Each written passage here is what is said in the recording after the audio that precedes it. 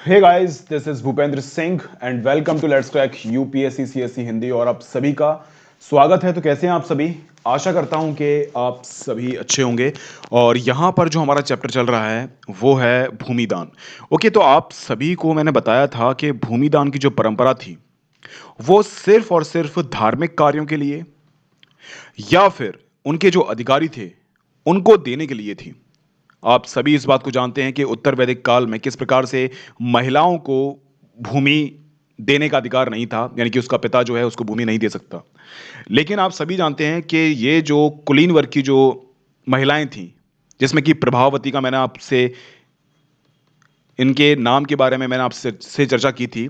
इन्होंने भी एक शासन संभाला और भूमिदान की परंपराओं में इन्होंने भी एक बहुत बड़ी भूमिका निभाई। तो भूमिदान से संबंधित जो भी चीज़ें थीं वो हम लोगों ने डिस्कस कर ली थी। एक प्रभावती है, इनके बारे में हम लोग समझने का प्रयास करेंगे। ये प्रभावती गुप्त की हम लोग बात कर रहे हैं। कौन है ये प्रभावती गुप्त? तो इनके शासनकाल में भूमि दान जो प्रथा है उसमें क्या क्या चेंजेस देखने को मिले उसको हम समझने का प्रयास करेंगे। चलिए तो हम लोग स्टार्ट करते हैं आज का नया सेशन। आप सभी जानते हैं, अगर आपको एक सिस्टमेटिक तरीके से तैयारी करनी है तो अनअकैडमी आपके लिए एक बेस्ट ऑप्शन उभर कर सामने आ सकता है। ओके, 2021 में देना हो, 2022 में देना हो, 2023 में देना हो, ओके, तो अनअकैडमी के माध्यम से आप बहुत सारी चीज़ों को समझ सकते हैं और सिलेबस कर सकते हैं। अभी बताऊंगा कि अगर आप अनअकैडमी को ज्वाइन करते हैं तो आपको क्या मिलेगा।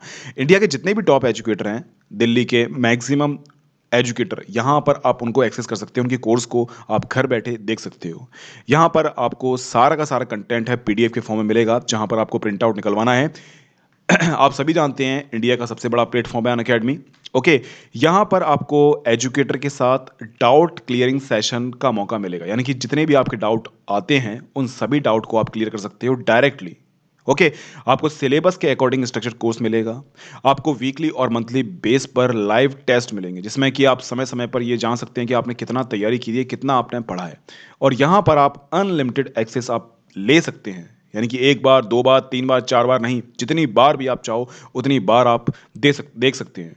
यहाँ पर सिंपली आपको कुछ नहीं करना है, अनअकैडमी लर्निंग ऐप डाउनलोड करना है और अनअकैडमी लर्निंग ऐप डाउनलोड करने के बाद आप यूपीएससी सीएससी पे क्लिक कर लेना और यहाँ पर आप जो है इसको ज्वाइन कर सकते हैं। ये कुछ बातें मेरे बारे में हैं, जो भी नए स्टूडेंट हैं नहीं जानते हैं तो वो ये देख सकते हैं। ये मेरा टेलीग्राम ग्रुप है, इसको आप ज्वाइन कर सकते हैं। सारी की सारी पीडीएफ्स, लेक्चर और नोटिफिकेशन सारे के सारे टेलीग्राम ग्रुप पर ही आते हैं। यहाँ पर जितने भी टॉप एजुकेटर हैं सभी टॉप एजुकेटर आपको मिल जाएंगे, आप देख सकते हैं। मृणाल पटेल सर, ओके, इन सभी के कोर्स को आप एक्सेस कर सकते हैं, चाहे वो इंग्लिश मीडियम हो चाहे वो हिंदी मीडियम हो। यहाँ पर आप देख सकते हैं 15,519 कोर्स लगभग जो हैं आपको रिकॉर्डेड और लाइव मिलेंगे। तो इतनी सारी चीज़ें आपको मिल रही हैं बहुत ही कम कीमत में। अगर आप दिल्ली मुखर्जी नगर में जाओगे तो 1.5-2 लाख तो आपकी फ़ीस लग जाएगी। ओके, यहाँ पर आप देख सकते हैं आपके पास पैकेज है, आप अपने हिसाब से कोर्स को ले सकते हैं। 1 महीने का, 3 महीने का, 6 महीने का, 1 साल का, 2 साल का और 3 साल का। ये सुविधाएं आपको ऑफलाइन क्लासेस में देखने को नहीं मिलेंगी। ओके, यहां पर आपको 10% का डिस्काउंट मिलेगा। जो भी बच्चे हैं मेरे साथ आते हैं तो उनको 10% का डिस्काउंट मिलेगा। ये BS लाइव कोड का आपको यूज करना है, इंस्टेंटली आपको 10% का डिस्काउंट मिल जाएगा। यहां पर एक ऑप्शन आपका आइकॉनिक का भी है। जो भी बच्चे जीरो लेवल से स्टार्ट करना चाहते हैं तो उनके लिए बेस्ट ऑप्शन है 1 साल, 2 साल और 3 साल। यहां पर भी आपको 10% का डिस्काउंट मिलेगा। BS लाइव कोड का यूज करना है, इंस्टेंटली आपकी फीस कम हो जाएगी। आप देख सकते हैं यहाँ पर 27,500 से 24,750 रुपीज़ हो जाएगी, 40,000 से 36,000 और 50,000 से 45,000 आपकी फ़ीस हो जाएगी। यहाँ पर ऑप्शनल सब्जेक्ट भी आपको मिलेंगे। ऑप्शनल सब्जेक्ट में ये सब चीज़ें अवेलेबल हैं। आप चाहो तो केवल ऑप्शनल सब्जेक्ट भी ले सकते हैं। यहाँ पर जो ड्यूरेशन है 1, 6, 1 साल, 2 साल, 3 साल, इतना आप एक्सेस कर सकते हैं। और यहाँ पर भी ऐसा नहीं है कि यहाँ पर डिस्काउंट नहीं मिलेगा। यहाँ पर भी मेरे विद्यार्थी इस कोड का यूज़ कर सकते हैं, BS लाइव। जब भी आप एडमिशन लें इस BS लाइव कोड का यूज़ करें। इस BS लाइव कोड का यूज़ करते ही आपको 10% का डिस्काउंट मिल जाएगा और डायरेक्टली आप मेरे साथ जुड़ जाओगे और जो भी समस्या आएगी उसको मैं समाधान करूंगा। क्योंकि आप सभी जानते हैं जितने भी बच्चे जुड़े हुए हैं वो 8 से लेकर 10 बजे तक मुझे कॉल कर सकते हैं, जो BS लाइव से एडमिशन लिए हुए हैं। डायरेक्टली मैं ही बात करता हूं, जो भी उनकी समस्या होती है उन समस्याओं का समाधान मैं ही करता हूं। कोई असिस्टेंट, कोई मैनेजर नहीं करता है। कोई असिस्टेंट और मैनेजर जो है आपको बिल्कुल भी ये सब चीज़ें नहीं करवाएगा। ओके, यहाँ पर आप ध्यान रखना, ये स्पेशल क्लास है, आप चाहो तो स्पेशल क्लास को भी ज्वाइन कर सकते हैं। ओके, ये सब चीज़ें हैं। चलिए तो आज का लेक्चर हम लोग स्टार्ट करते हैं आज के लेक्चर के साथ। ये कल हम लोगों ने कल यहाँ पर छोड़ा था, इसको आगे हम लोग कंटिन्यू करते हैं। भूमिदान और नए संभ्रांत ग्रामीण वर्ग किस प्रकार से उभरे थे। अब यहाँ पर एक प्रभावती गुप्त है और उनका एक गांव था दंगुन गांव। इससे संबंधित एक कहानी है, किस प्रकार से वहां पर क्रियाएं चलती थी उसको समझने का प्रयास करेंगे। प्रभावती गुप्त ने अपने अभिलेख में यह कहा, देखना आप सभी जानते हैं कि अभिलेख के माध्यम से ही हम किसी शासक के बारे में जानकारी प्राप्त करते हैं। तो प्रभावती ग्राम कुटुंबिनों यानी गांव के गृहस्थ और कृषक है ना, गृहस्थ थे और कृषक थे। इसमें ब्राह्मणों दंगुन गांव के अन्य वासियों को आदेश देती है, आपको ज्ञात हो कि कार्तिक शुक्ल पक्ष की द्वादशी तिथि को धार्मिक पुण्य प्राप्ति के लिए इस ग्राम को जल अर्पण के साथ अर्चना चना चला चनाल स्वामी को दान किया गया। आपको इनके सभी आदेशों का पालन करना चाहिए। एक अग्रहार के लिए उपयुक्त निम्नलिखित रियायतों का निर्देश भी देती है। अभी हम लोग बात करेंगे अग्रहारा क्या है। देखो ऐसे जो वर्ड होते हैं ना, अग्रहारा, ऐसे वर्ड आपसे पूछे जाते हैं, इसका मतलब क्या होता है, और ये पूछा हुआ क्वेश्चन भी है। तो ध्यान रखना, ऐसे जो वर्ड होते हैं यूपीएससी फोकस करती है इन सभी चीजों पर कि अग्रहारा का मतलब क्या है। तो ध्यान रखना, ये प्रभावती गुप्त है, इनका एक अभिलेख है और इस अभिलेख के माध्यम से प्रभावती गुप्त ने जो आदेश दिए थे भूमि संबंधी, उनको हम समझने का प्रयास करेंगे। ओके, ध्यान रखना, आगे हम लोग चलते हैं। इस गांव में पुलिस, देखो अग्रहारा है ना, अभी हम लोग समझेंगे अग्रहारा था क्या। इस गांव में पुलिस या सैनिक प्रवेश नहीं करेंगे। ध्यान रखना, कौन? इस गांव में पुलिस या सैनिक प्रवेश नहीं करेंगे। दौरे पर आने वाले शासकीय अधिकारियों को यह गांव घास देने और आसन में प्रयुक्त होने वाले जानवरों की खाल और कोयला देने के दायित्व से मुक्त है। क्या कहा? भूमिदान के बाद जो भी भूमि लोगों को मिली है ना, ब्राह्मण हो चाहे वो अधिकारी हो चाहे वो अग्रहारा हो, ओके, तो उनको घास देने की कोई बाध्यता नहीं है। ओके, इसी प्रकार से जानवरों की खाल और कोयला देने की कोई बाध्यता नहीं है, ऐसा उनने कहा प्रभावती गुप्त ने। तो उनके शासनकाल में जो जनता थी काफी खुश थी। साथ ही वे मदिरा खरीदने, नमक हेतु खुदाई करने के राजसी अधिकार को कार्यान्वित किए जाने से मुक्त हैं, है ना। तो आप समझ सकते हैं कि प्रभावती गुप्त ने जो भूमि दान दी और उस भूमि दान में किस किस प्रकार की रियायतें किसानों को, ब्राह्मणों को और अधिकारियों को दी। इस गांव को खनिज पदार्थ और खदिर वृक्ष के उत्पाद देने से भी छूट है। फूल दूध देने से भी फूल और दूध फूल और दूध देने से भी छूट है। इस गांव का दान इसके भीतर की संपत्ति और बड़े छोटे सभी करों सहित किया जाएगा। इस राज्यादेशों को 13वें राज्य वर्ष में लिखा गया। इसे चक्रदास ने उत्कीर्णित किया था। चक्रदास ने उत्कीर्णित किया था, किसने किया था इसके बारे में आपको जानकारी नहीं रखनी है। आप ध्यान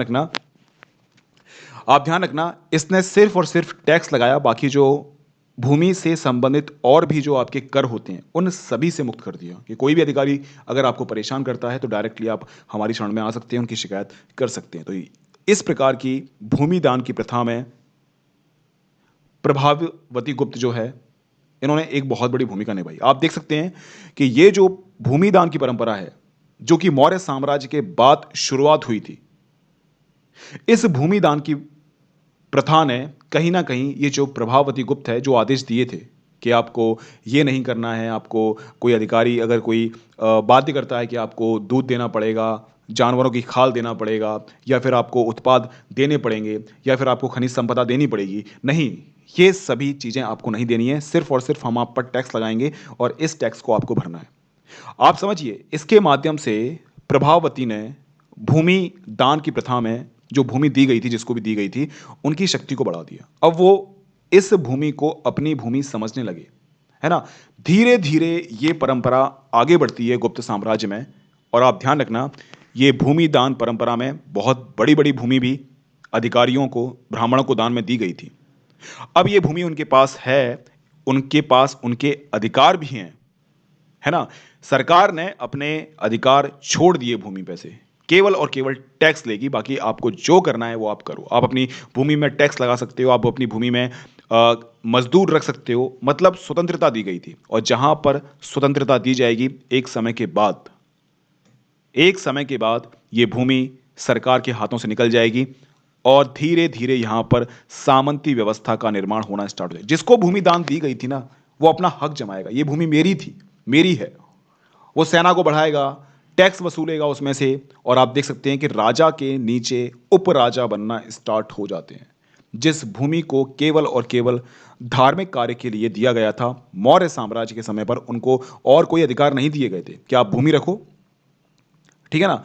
जितना भी आपको थोड़ा बहुत पैसा-वैसा मिलता है, उसको आप रखो, अपना काम-वाम चलाओ और आगे जितनी भी आपकी गतिविधियाँ होती हैं, जैसे कि वन संपदा, दूध, फल, फ्रूट्स, उत्पाद वगैरह, वो आपको हमें देने पड़ेंगे। लेकिन प्रभावती गुप्त ने ये परंपरा चला दी और इस परंपरा के बाद धीरे-धीरे सामंती व्यवस्था जो है, वो शुरुआत हो जाती है और इसके कारण जो है, हमारा पूरा भारत देश छोटे-छोटे राजाओं की स्थली बन जाती है। अब ये छोटे-मोटे राजा जो हैं आपस में लड़ेंगे, मरेंगे और हमारा देश की जो अखंडता है वो बाधित हो जाएगी। अग्रहारा के बारे में देखते हैं, अग्रहारा क्या है? क्योंकि ये क्वेश्चन जो है आपका पूछा हुआ है, ध्यान रखना ऐसे शब्दों पर हम लोग फोकस करेंगे, क्योंकि यहाँ से डायरेक्टली एक क्वेश्चन आपके बन जाते हैं।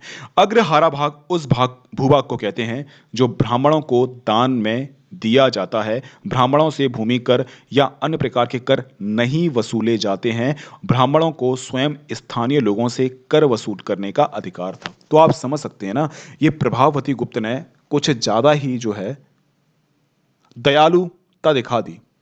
अब आगे आने वाले समय में ये जो ब्राह्मणों को दी गई भूमि है ना, ये परंपरागत भूमि बन जाएगी। आप ध्यान रखना, इनके जो बच्चे आएँगे, उनके बच्चे अपने आप को इस भूमि का मालिक समझेंगे और वो टैक्स वसूलने का काम करेंगे। ओके? और धीरे-धीरे इस भूमि का विस्तार होता जाएगा। प्रभावती के बाद उसका जो उत्तराधिकारी होगा, वो कमज़ोर साबित होगा और जो भूमि दान दी गई थी सभी लोगों को, वो क्या करेंगे? अपनी भूमि पर दावा ठोकेंगे कि ये भूमि मेरी है और केंद्र में कमजोर सत्ता को देखते हुए ये जो है धीरे-धीरे अपनी शक्ति का विस्तार करेंगे और यहीं से सामंती व्यवस्था स्टार्ट होती है। तो देखो ऐसा है कि आप दान धर्म करो, अच्छी बात है। आप दयालुता रखो, समानुभूति रखो, करुणा आप रखो, सब कुछ आप रखो, अच्छी बात है। लेकिन पावर आप अपने पास ही रखो। पावर अगर आपके पास नहीं रहेगी ना, तो समझ जाइए ज़िंदगी में वो जो लोग जिसके ऊपर आपने जो एहसान किया है, वही आपके ऊपर चढ़ जाएगा। जैसे कि होता नहीं है कि हम लोग किसी को उधार पैसे देते हैं। अब उधार देते समय तो जो बंदा है या फिर कोई कोई भी है ना? बड़ी रिक्वेस्ट करता है, रोता है, गिड़गिड़ाता है और हम अपने आप को बड़ा मालिक समझते हैं कि भाई मेरे पास तो बहुत पावर है, मैं तो उधार दे सकता हूँ। दे देते हैं हम उसको उधार और उधार जब माँगने के लिए हम लोग जा उधार नहीं, जब हम अपना पैसा माँगने के लिए जाते हैं, तो वही जो है वो ऐसे बिहेव करता है जैसे कि हम उससे वापस जो है उधार माँगने जा रहे हैं। वो तो भाई मेरा पैसा वापस कर। ओके? तो ध्यान रखना, सब काम करो, दान धर्म भी करो, लेकिन पावर अपने पास रखो। पावर अगर आपने किसी को दे दी, शक्ति अगर आपने किसी को दे दी, तो ये दुनिया है। ये दुनिया आपके गिरे हुए मकान की ईंट भी उठाकर ले जाएगी। ध्यान रखना, ये सत्य बात है, चाहे आपके घरवाले हों, चाहे आपके भाई-बहन हों।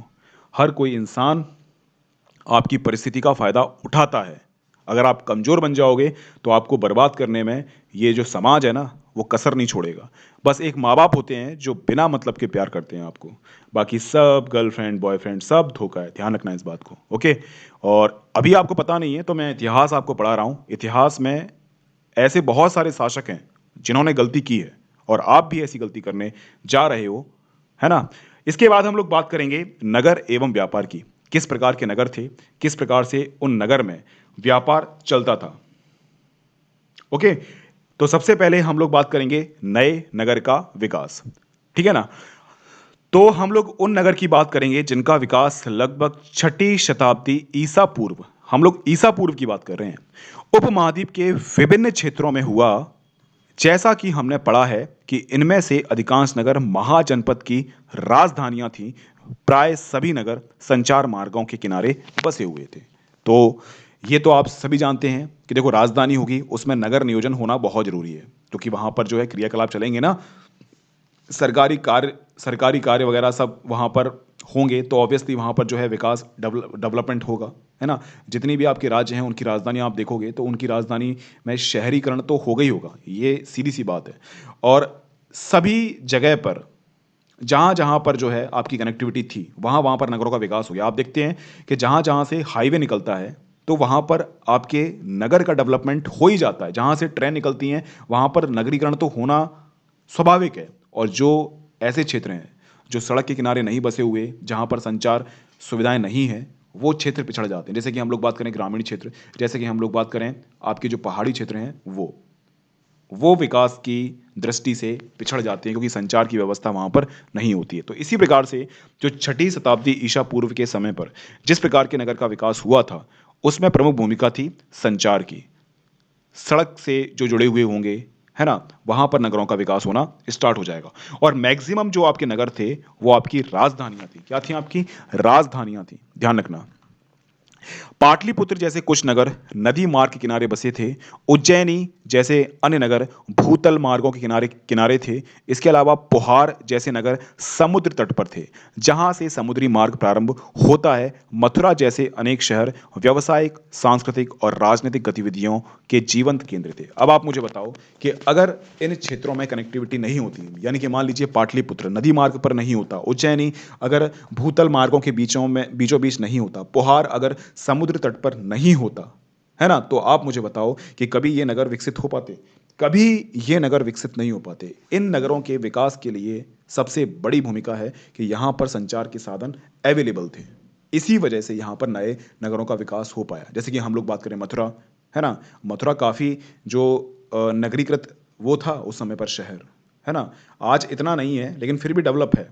इसी प्रकार से पाटलिपुत्र, जिसे आप लोग पटना के नाम से जानते हैं, उज्जैनी आप जाओगे, जिसे हम लोग उज्जैन के नाम से जानते हैं, एमपी में पड़ता है ना?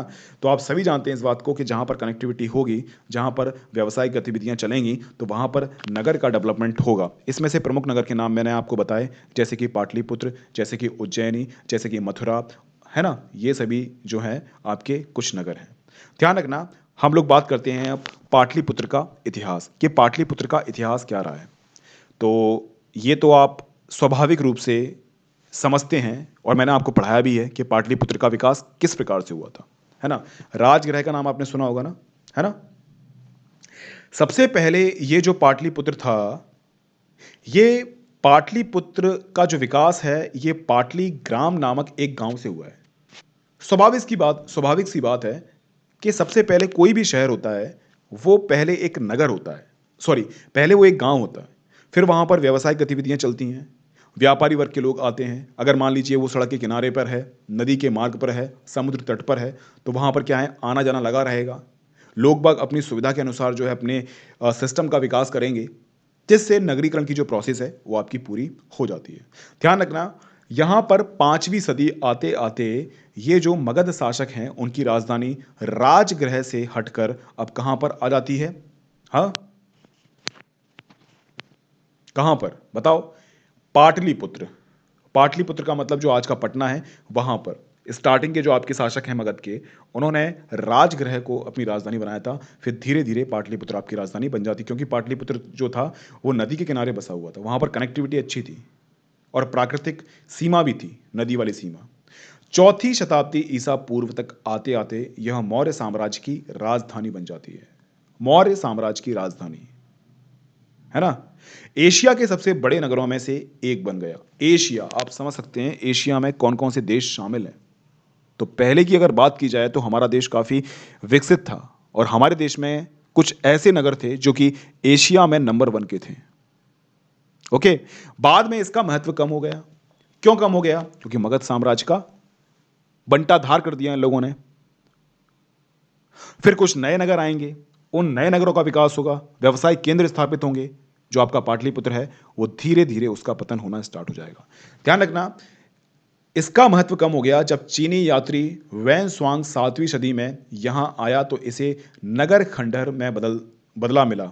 उस समय यहां की जनसंख्या भी कम थी। हम लोग बात कर रहे हैं चौथी शताब्दी ईसा पूर्व की। हम लोग बात कर रहे हैं चौथी शताब्दी ईसा पूर्व के समय पर पाटलिपुत्र एशिया का नंबर 1 नगर था। लेकिन धीरे धीरे वहां पर व्यावसायिक गतिविधियां कम हुई। वहां के जो आसपास के सामंत थे वो आपस में लड़े, केंद्रीय सत्ता कमजोर हुई। उसके परिणाम स्वरूप आपका पाटलिपुत्र है वो धीरे धीरे पतन की ओर चला गया, और राजधानी शिफ्ट होती गई कहीं उज्जैनी, कहीं आपका दिल्ली, है ना? चेंज होती रहती है। कभी कन्नौज, आपने सुना होगा कन्नौज के बारे में, तो कन्नौज के लिए जो है त्रिपक्षीय संघर्ष चला था, प्रतिहार, राष्ट्रकूट और पालों में। तो राजधानियाँ चेंज होती रहती। कभी आप समझिए, आपने सुना होगा कि सल्तनत काल के समय पर मोहम्मद बिन तुगलक ने दिल्ली और दौलताबाद, है ना? राजधानी चेंज करते रहे ये लोग। तो राजधानी बनाई जाती है अपनी सुविधा के लिए, ओके? अभी बात चल रही है कि राजधानी अभी दिल्ली है, उसको चेंज करके एक ऐसी जगह राजधानी बनाई जाए, जो कि दिल्ली और दक्षिण भारत जो है ना? उनके बीचों-बीच हो। लेकिन ये इतनी सिंपल बात नहीं है, समन्वय स्थापित करना दक्षिण राज्यों में और उत्तर राज्यों में।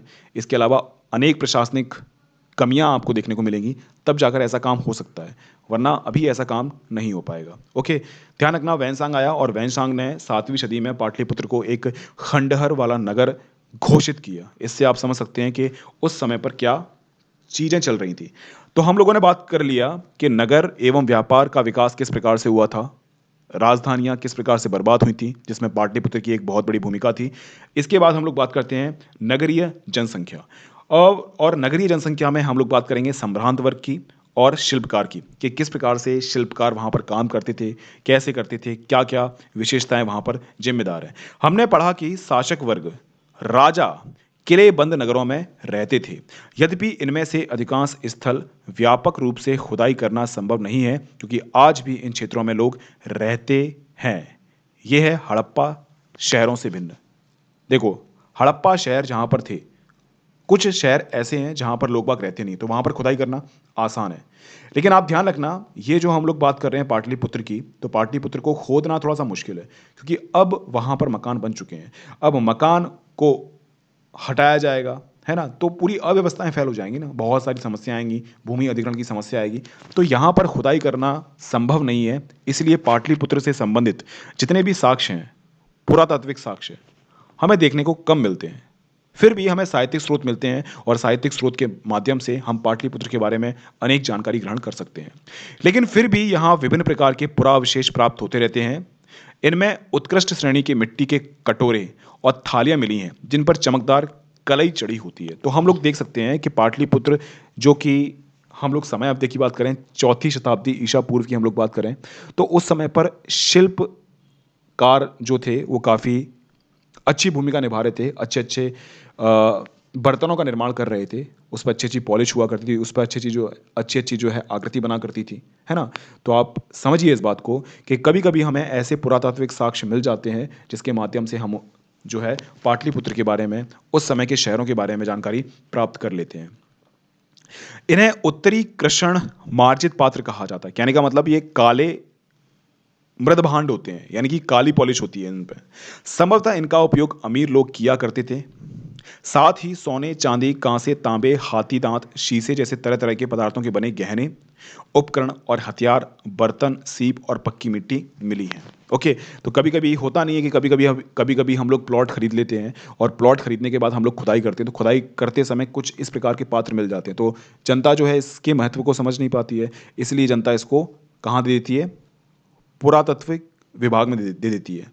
तब जाकर इन सभी को हम लोगों ने इकट्ठा किया, तब जाकर पाटलिपुत्र के बारे में हमें जानकारी मिली, हमें मगध के साम्राज्य के बारे में जानकारी मिली कि कुछ ऐसे अमीर लोग थे, कुछ ऐसे व्यापारी लोग थे, जिनका उद्योग धंधा और व्यापार काफ़ी अच्छा चल रहा था और वो इस प्रकार के आलीशान बर्तनों का यूज़ करते होंगे, इस प्रकार के गहने का यूज़ करते होंगे। जिस प्रकार से हड़प्पा सभ्यता में भी आपको वर्ग विभाजन देखने को मिलता है।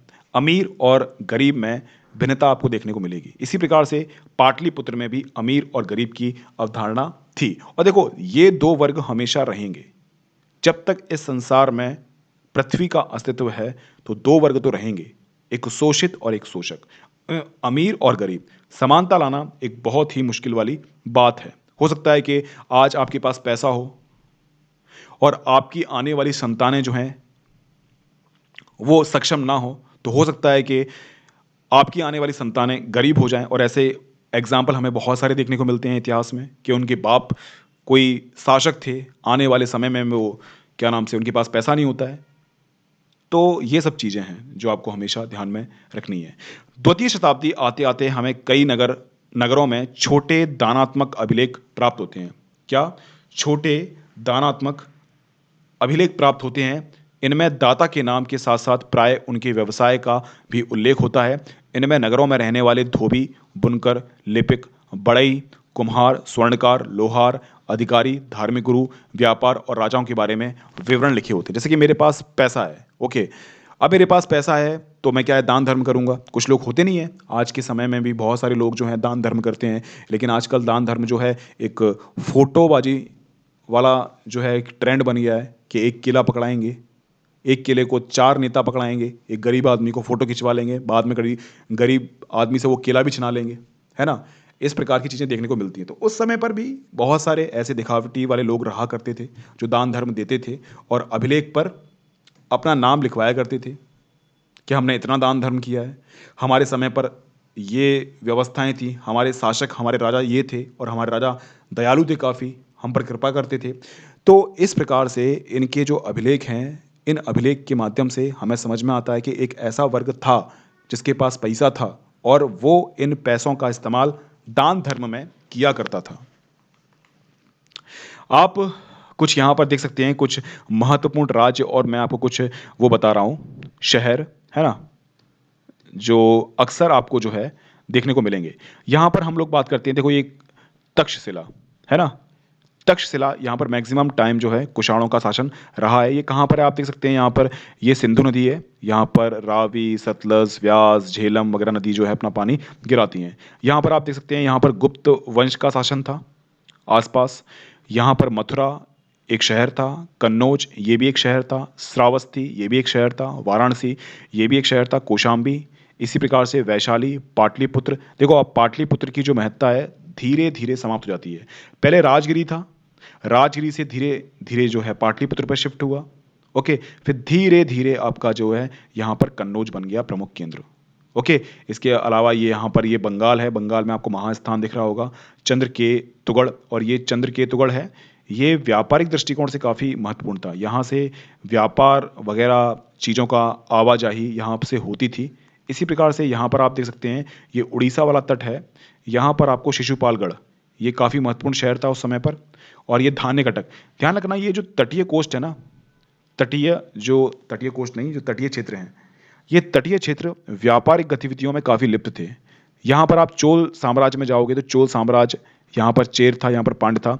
तो चोल, चेर, पांड्य में 2 नगर काफ़ी महत्वपूर्ण थे, कोडुमनाल और ये पुहार। कोडुमनाल और पहाड़, पुहार, थोड़े से इनके नाम याद कर लेना, क्योंकि कभी-कभी यूपीएससी इन नामों पर फोकस कर लेती है, ओके। इसके बाद आप थोड़ा-सा ऊपर जाओगे तो यहाँ पर सातवाहन आते हैं। ये पूरा दक्कन का पठार है और ये महाराष्ट्र वाला एरिया है। यहाँ पर सोपारा, ऑब्वियसली ये तटीय क्षेत्र है, तो यहाँ पर क्या है व्यापारिक गतिविधियाँ चलेंगी। इसी प्रकार से भरूकक्ष, भड़ोच जिसको हम लोग बोलते हैं, है ना? यहाँ पर आपके जो है इसी प्रकार से उज्जैनी, यहाँ पर वाकाटक का शासन था, ओके। धान्यकटक, ये कुछ शहर हैं, ये विदिशा है, ये भी काफ़ी महत्वपूर्ण भूमिका निभाता है। तो कुछ शहर के नाम बता दिए, जिसमें कि उज्जैनी, मथुरा, कन्नौज, श्रावस्ती, वाराणसी, वैशाली, पाटलिपुत्र, राजगिरी, महास्थान, चंद्रकेतुगढ़, ये काफ़ी महत्वपूर्ण है। इनको हमेशा ध्यान रखना, क्योंकि यहाँ से अक्सर कभी भी यूपीएससी देखो इन चीज़ों पर फोकस करता है। मैपिंग वैपिंग पर आजकल यूपीएससी ज़्यादा फोकस कर रहा है, ओके। कभी-कभी उत्पादकों और व्यापारियों के संघ का भी उल्लेख मिलता है, ओके, जिन्हें श्रेणी कहते हैं, और ये क्वेश्चन भी काफ़ी महत्वपूर्ण है। ये यहाँ से क्वेश्चन आपका पूछा गया है। तो इसी प्रकार से आप देख सकते हैं कि आपके लिए एनसीईआरटीज़ कितना महत्वपूर्ण है। डायरेक्टली क्वेश्चन वहाँ से आने की संभावना होती है। श्रेणी, श्रेणी किसको बोलते हैं हम लोग? संघ को बोलते हैं, और ये संघ किसके होते हैं? उत्पादक और व्यापारियों के संघ होते हैं। ध्यान रखना, श्रेणी, श्रेणी का मतलब संघ, संघ का मतलब जो उत्पादक और व्यापारी होते हैं, वो आपस में मिलकर एक संघ बनाते हैं और अपनी बातें राजा के समक्ष रखते हैं, जो भी उनको प्रॉब्लम आती है। जिस प्रकार से होते नहीं है आजकल किसान संघ हैं, आजकल मजदूर संघ हैं, हर किसी प्रकार का हर चीज़ का संघ है यहाँ पर, है ना? चाहे जाति के आधार पर हो, चाहे वो धर्म के आधार पर हो, चाहे वो काम के आधार पर हो, तो संघ आपको देखने को मिल जाएंगे। ये संभवतः पहले कच्चे माल को खरीदती थीं, फिर उनसे सामान तैयार कर बाजार में बेचने का काम करती थीं। और ये श्रेणी के जो लोग हुआ करते थे, इनके पास पैसा बहुत ज़्यादा हुआ करता था, क्योंकि व्यापारी लोग थे ये, है ना? व्यापार में संलिप्त थे, इनके पास ऑब्वियसली बहुत पैसा वगैरह होगा। यह संभव है कि शिल्पकारों ने नगर में रहने वाले सम्राट लोगों की बढ़ती मांग को पूरा करने के लिए कई प्रकार के लौह उपकरणों का प्रयोग किया हो। क्या ये जो आपके सम्राट लोग हैं, है ना? तो आप सभी लोग जानते हैं इस बात को कि लोहा लोहा नगरीकरण में एक बहुत बड़ी भूमिका निभाता है, क्योंकि आपकी जो विश्व इतिहास में औद्योगिक क्रांति हुई थी, और औद्योगिक क्रांति में भी मार्क्स ने कहा था कि जहाँ पर कोयला होगा, जहाँ पर लोहा होगा, वहाँ पर औद्योगिक क्रांति होनी ही होनी है। इसीलिए जहाँ-जहाँ नगरों का विकास हुआ, देखना वहाँ-वहाँ लोहे के उपकरण का विकास हुआ। ओके, आज भी तो जहाँ टेक्नोलॉजी ज़्यादा है, वहाँ पर आपको शहर देखने को मिलेंगे। ओके, जैसे कि आप जाइए मुंबई में, जैसे कि आप जाइए चेन्नई में, जैसे कि आप जाइए दिल्ली में, तो वहाँ वहाँ पर जो है बड़े-बड़े उद्योग मिलेंगे, और बड़े-बड़े उद्योग में बड़ी-बड़ी मशीनें मिलेंगी, आपको मेट्रो चलती हुई मिलेगी। ओके, अब ध्यान रखना, हम लोग बात करते हैं व्यापार की, तो कहाँ-कहाँ पर किस-किस प्रकार का व्यापार वहाँ पर होता था, इसको हम समझने का प्रयास करेंगे। उपमहाद्वीप और उसके बाहर का व्यापार, यहाँ पर थोड़ा-सा ध्यान रखना, यूपीएससी थोड़ा-सा फोकस करती है, कुछ व्यापारिक केंद्र मैं आपको बताऊँगा, वहाँ पर ध्यान रखना। ओके? कुछ व्यापारिक केंद्र मैं आपको बताऊँगा, उन पर आपको ध्यान रखना है, कुछ व्यापारिक केंद्र के बारे में। छठी शताब्दी ईसा पूर्व में उपमहाद्वीप में नदी मार्गों और भूमार्गों का मानो जाल बिछ गया था। कई दिशाओं में फैल गया था, मध्य एशिया और उससे भी आगे तक भूमार्ग थे। समुद्र तट पर कई बंदरगाह बने थे। बंदरगाह से जलमार्ग अरब सागर से होते हुए उत्तरी अफ्रीका, पश्चिमी एशिया तक फैल गया। बंगाल की खाड़ी से यह मार्ग चीन और दक्षिण पूर्वी एशिया तक फैल गया। तो आप इस मैप में आप देख लीजिए, ये मैप मैं आपको दिखा रहा हूँ। आप देखिए इस मैप में, आप मैप में इस प्रकार से देखिए, किस प्रकार से यहाँ पर हमारे देश से व्यापार होता था। ओके, ये मैप जो मैंने आपको बताया है, ये मैप उस समय का नहीं है जिस समय का आप समझ रहे हैं। ओके, ये मैप के माध्यम से आपको बता रहा हूँ कि आज के समय में भी यहाँ पर व्यापार होता है। जैसे कि हमारा जो ये सूरत कोस्ट है, उसको उस समय पर कुछ और बोलते होंगे, है ना? है ना? भृगु कक्ष बोलते होंगे। मैंने अभी आपको नाम बताए थे, कौन-कौन से कोस्टल एरिया हैं, आज उनके नाम चेंज हो गए हैं, उस समय पर नाम कुछ और थे। तो जो व्यापार आपके मध्य एशिया में हो रहे थे, जो व्यापार आपके दक्षिण पूर्वी एशिया में हो रहे थे, जो व्यापार आपके अफ्रीका कॉन्टिनेंट के साथ हो रहे थे, वो उस समय पर भी होते थे। इसमें जो व्यापार था, वो समुद्री मार्ग का काफ़ी महत्वपूर्ण था। इसके अलावा सड़क के माध्यम से भी यहाँ पर काफ़ी व्यापार हुआ करता था, इस समय पर छठी शताब्दी ईसा पूर्व से लेकर छठी शताब्दी ईसवी तक। शासकों ने प्राय इन मार्गों पर नियंत्रण करने की कोशिश की, और संभवतः वे इन मार्गों पर व्यापारियों की सुरक्षा के बदले उनसे धन लेते थे। मैंने आपसे कहा था ना कि बहुत सारे शासक आए, इन सभी शासकों ने कोस्टल एरिया हैं, उन पर नियंत्रण करना चाहा। जैसे अकबर था, अकबर ने गुजरात पर विजय हासिल की। उसका उद्देश्य भी ये था कि व्यापार वाणिज्य पर अधिकार हो जाए। इसी प्रकार से अशोक ने जो कलिंग पर युद्ध किया था, उसका उद्देश्य क्या था? उसका उद्देश्य भी यही था ना कि व्यापार वाणिज्य मार्गों पर अधिकार कर लिया जाए। आपके चोल काल के जो शासक मिलेंगे, ओके? इसी प्रकार से संगम साहित्य में जो आपका कृष्णदेव राय है, उसने भी एक बहुत बड़ी भूमिका निभाई थी इन सभी मार्गों पर कब्जा करने के लिए। जिसका भी समुद्री मार्गों पर कब्जा है, उसका व्यापार वाणिज्य, उसका राजकोष काफ़ी अच्छा चलेगा, है ना? क्योंकि व्यापार वाणिज्य तो कभी बंद हो ही नहीं सकता है। देश में आयात निर्यात तो होगा ही होगा। वहाँ पर जो भी लोकल राजा होगा, वो टैक्स लगाएगा, और टैक्स लगाएगा तो रेवेन्यू उसको मिलेगा। ओके, आपने देखा होगा ना पुर्तगाल, पुर्तगाल ने क्या किया था? पुर्तगाल ने भी तो यही किया था कि समुद्री मार्गों पर कब्जा कर लिया। अब जो भी व्यापारी व्यापार करेगा इन समुद्री मार्गों के माध्यम से, तो ये पुर्तगाली हैं, उनसे टैक्स वसूलेंगे। इसी बात पर तो आपका औरंगजेब है, वो क्या नाम से, वो भड़क उठा था, तो पीट-पीट के, घुमा-घुमा के इनको मारा था, इनको, पुर्तगालियों को, कि साले शासन हमारा है, टैक्स तुम वसूल रहे हो। ये हम लोग मॉडर्न हिस्ट्री में पढ़ेंगे। इन मार्गों पर चलने वाले व्यापारियों में पैदल फेरी लगाने वाले व्यापारी, बैलगाड़ी और घोड़े कक्षरों जैसे जानवरों के दल, साथ चलने वाले व्यापारी होते थे। तो एक ग्रुप में चला करते थे, जैसे कि मान लीजिए मध्य एशिया में हमें जाना है, मध्य एशिया में तुर्कमेनिस्तान, कजाकिस्तान, किर्गिस्तान, यहाँ पर हमें व्यापार करना है, रेशम मार्ग के पास हमें जाना है। ओके, तो वहाँ पर तो देखो संघ में जाना पड़ेगा ना हमें। अब एक इंसान कोई जाता है, तो उसको तो डाकू वगैरह है वो लूट लेंगे आराम से। इसीलिए आप समझना, व्यापारियों का एक दल चलता था साथ साथ में, और इन दल को सुरक्षा प्रदान करने का जिम्मेदारी थी, वो थी राजा की। ओके, इसी वजह से हमें समझ में आता है कि राजा की भूमिका काफ़ी महत्वपूर्ण थी व्यापार और वाणिज्य में। इसके अलावा संघ के माध्यम से यहाँ पर व्यापार वाणिज्य होता था।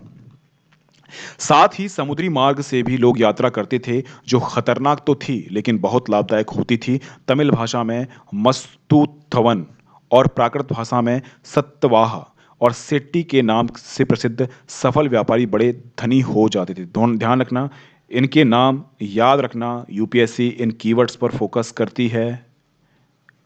आपसे पूछ लेगा ये मत्स्य वन क्या है, ये व्यापारी वर्ग है, कृषक समुदाय है, खेतिहर हैं, कौन है ये लोग, है ना। तो आपको ध्यान रखना है, ये लोग जो थे व्यापारी लोग थे। सेट्टी, सुनील सेट्टी का नाम सुना होगा ना आपने। सुनील सेट्टी भी के पूर्वज जो रहे होंगे वो व्यापारी रहे रहे होंगे एक समय पर। ओके, तो बड़े बड़े व्यापारी हुआ करते थे, इनके पास धन भी काफ़ी अच्छा हुआ करता था। कुछ नाम जो मैं आपको बता रहा हूँ कि इन पर फोकस करना, उन पर फोकस कर लेना। ओके, नमक, अनाज, कपड़ा, धातु, उससे निर्मित उत्पाद, पत्थर, लकड़ी, जड़ी बूटी जैसे अनेक प्रकार के सामान एक स्थान से दूसरे स्थान तक पहुंचाए जाते थे इन व्यापारियों के माध्यम से, क्योंकि ऑब्वियसली उस समय पर जो आयात निर्यात होता था वो इन्हीं वस्तु का होता था, अनाज का, कपड़ों का, धातु का। और ये जो कपड़ा व्यापार है ना, वो बहुत पुराना है और आज भी हमारे देश में ये जो कपड़ा व्यापार है ना, ये सबसे अधिक हमें रोजगार प्रदान करता है। गुजरात में आप जाओगे, महाराष्ट्र में आप जाओगे, पश्चिम बंगाल में आप जाओगे, तो ये जो कपड़ा निर्माण इंडस्ट्री है ये बहुत सारे लोगों को रोजगार प्रदान करवाती है। और सरकार भी इस कपड़ा उद्योग के लिए बहुत सारी सरकारी योजनाएं चला रही। तो उस समय पर भी नमक, अनाज, कपड़ा ये रोजमर्रा की जिंदगी में आने वाली चीजें थी। तो व्यापारी समुद्री मार्गों के माध्यम से या फिर सड़कों के माध्यम से एक स्थान से दूसरे स्थान पर चीजें ले जाया करते थे। अगर हम बात करें रोमन साम्राज्य में काली मिर्च जैसे मसालों, कपड़ों, जड़ी बूटियां की भारी मांग थी। इन सभी वस्तुओं को अरब सागर के रास्ते भूमध्य क्षेत्र तक पहुंचाया जाता था। रोमन साम्राज्य कहां पर है, कुछ पता है आपको? रोमन साम्राज्य, मैंने आपको विश्व इतिहास पढ़ाया है और विश्व इतिहास में मैंने आपको इटली का एकीकरण पढ़ाया था मैंने। और इटली में रोम, याद है? रोम, मैंने आपको बताया था कि दो राजधानियां थी रोमन साम्राज्य की, एक पश्चिमी और एक पूर्वी, है ना। पश्चिमी राजधानी आपकी रोम थी और पूर्वी कौन सी थी आपकी? कुस्तुनतुनिया। कुछ याद हो तो आप बताओ मुझे। पढ़ा लिखा करो यार, पढ़ोगे लिखोगे तो बातें याद रहेंगी, वरना चीज़ें मैं कराता जाऊंगा और आप भूलते जाओगे। भूलना बिल्कुल भी नहीं है, आपको साथ साथ में याद भी रखना है कि हम लोग क्या पढ़ रहे हैं, कहाँ चल रहे हैं, कितना हम लोगों ने पढ़ लिया है ना।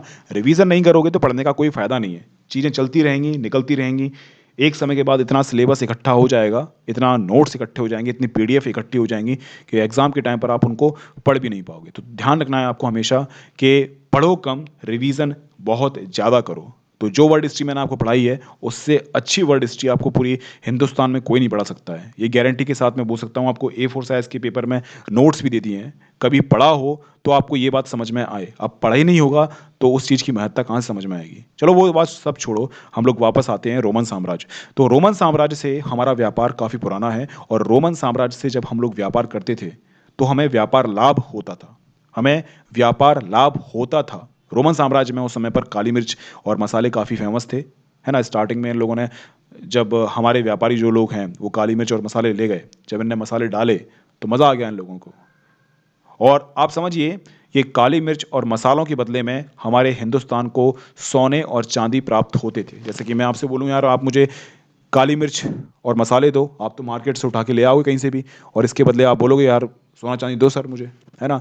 तो आपको तो व्यापार होगा ना। तो हमारे देश में ये काली मिर्च और मसालों का व्यापार काफ़ी अच्छा था। और ये मसालों का व्यापार की वजह से ही, मसालों के व्यापार पर एकाधिकार जमाने के चक्कर में ही ये जो आपका वो है, कौन, Vasco day gamma, Vasco day gamma हमारे भारत देश में आया था।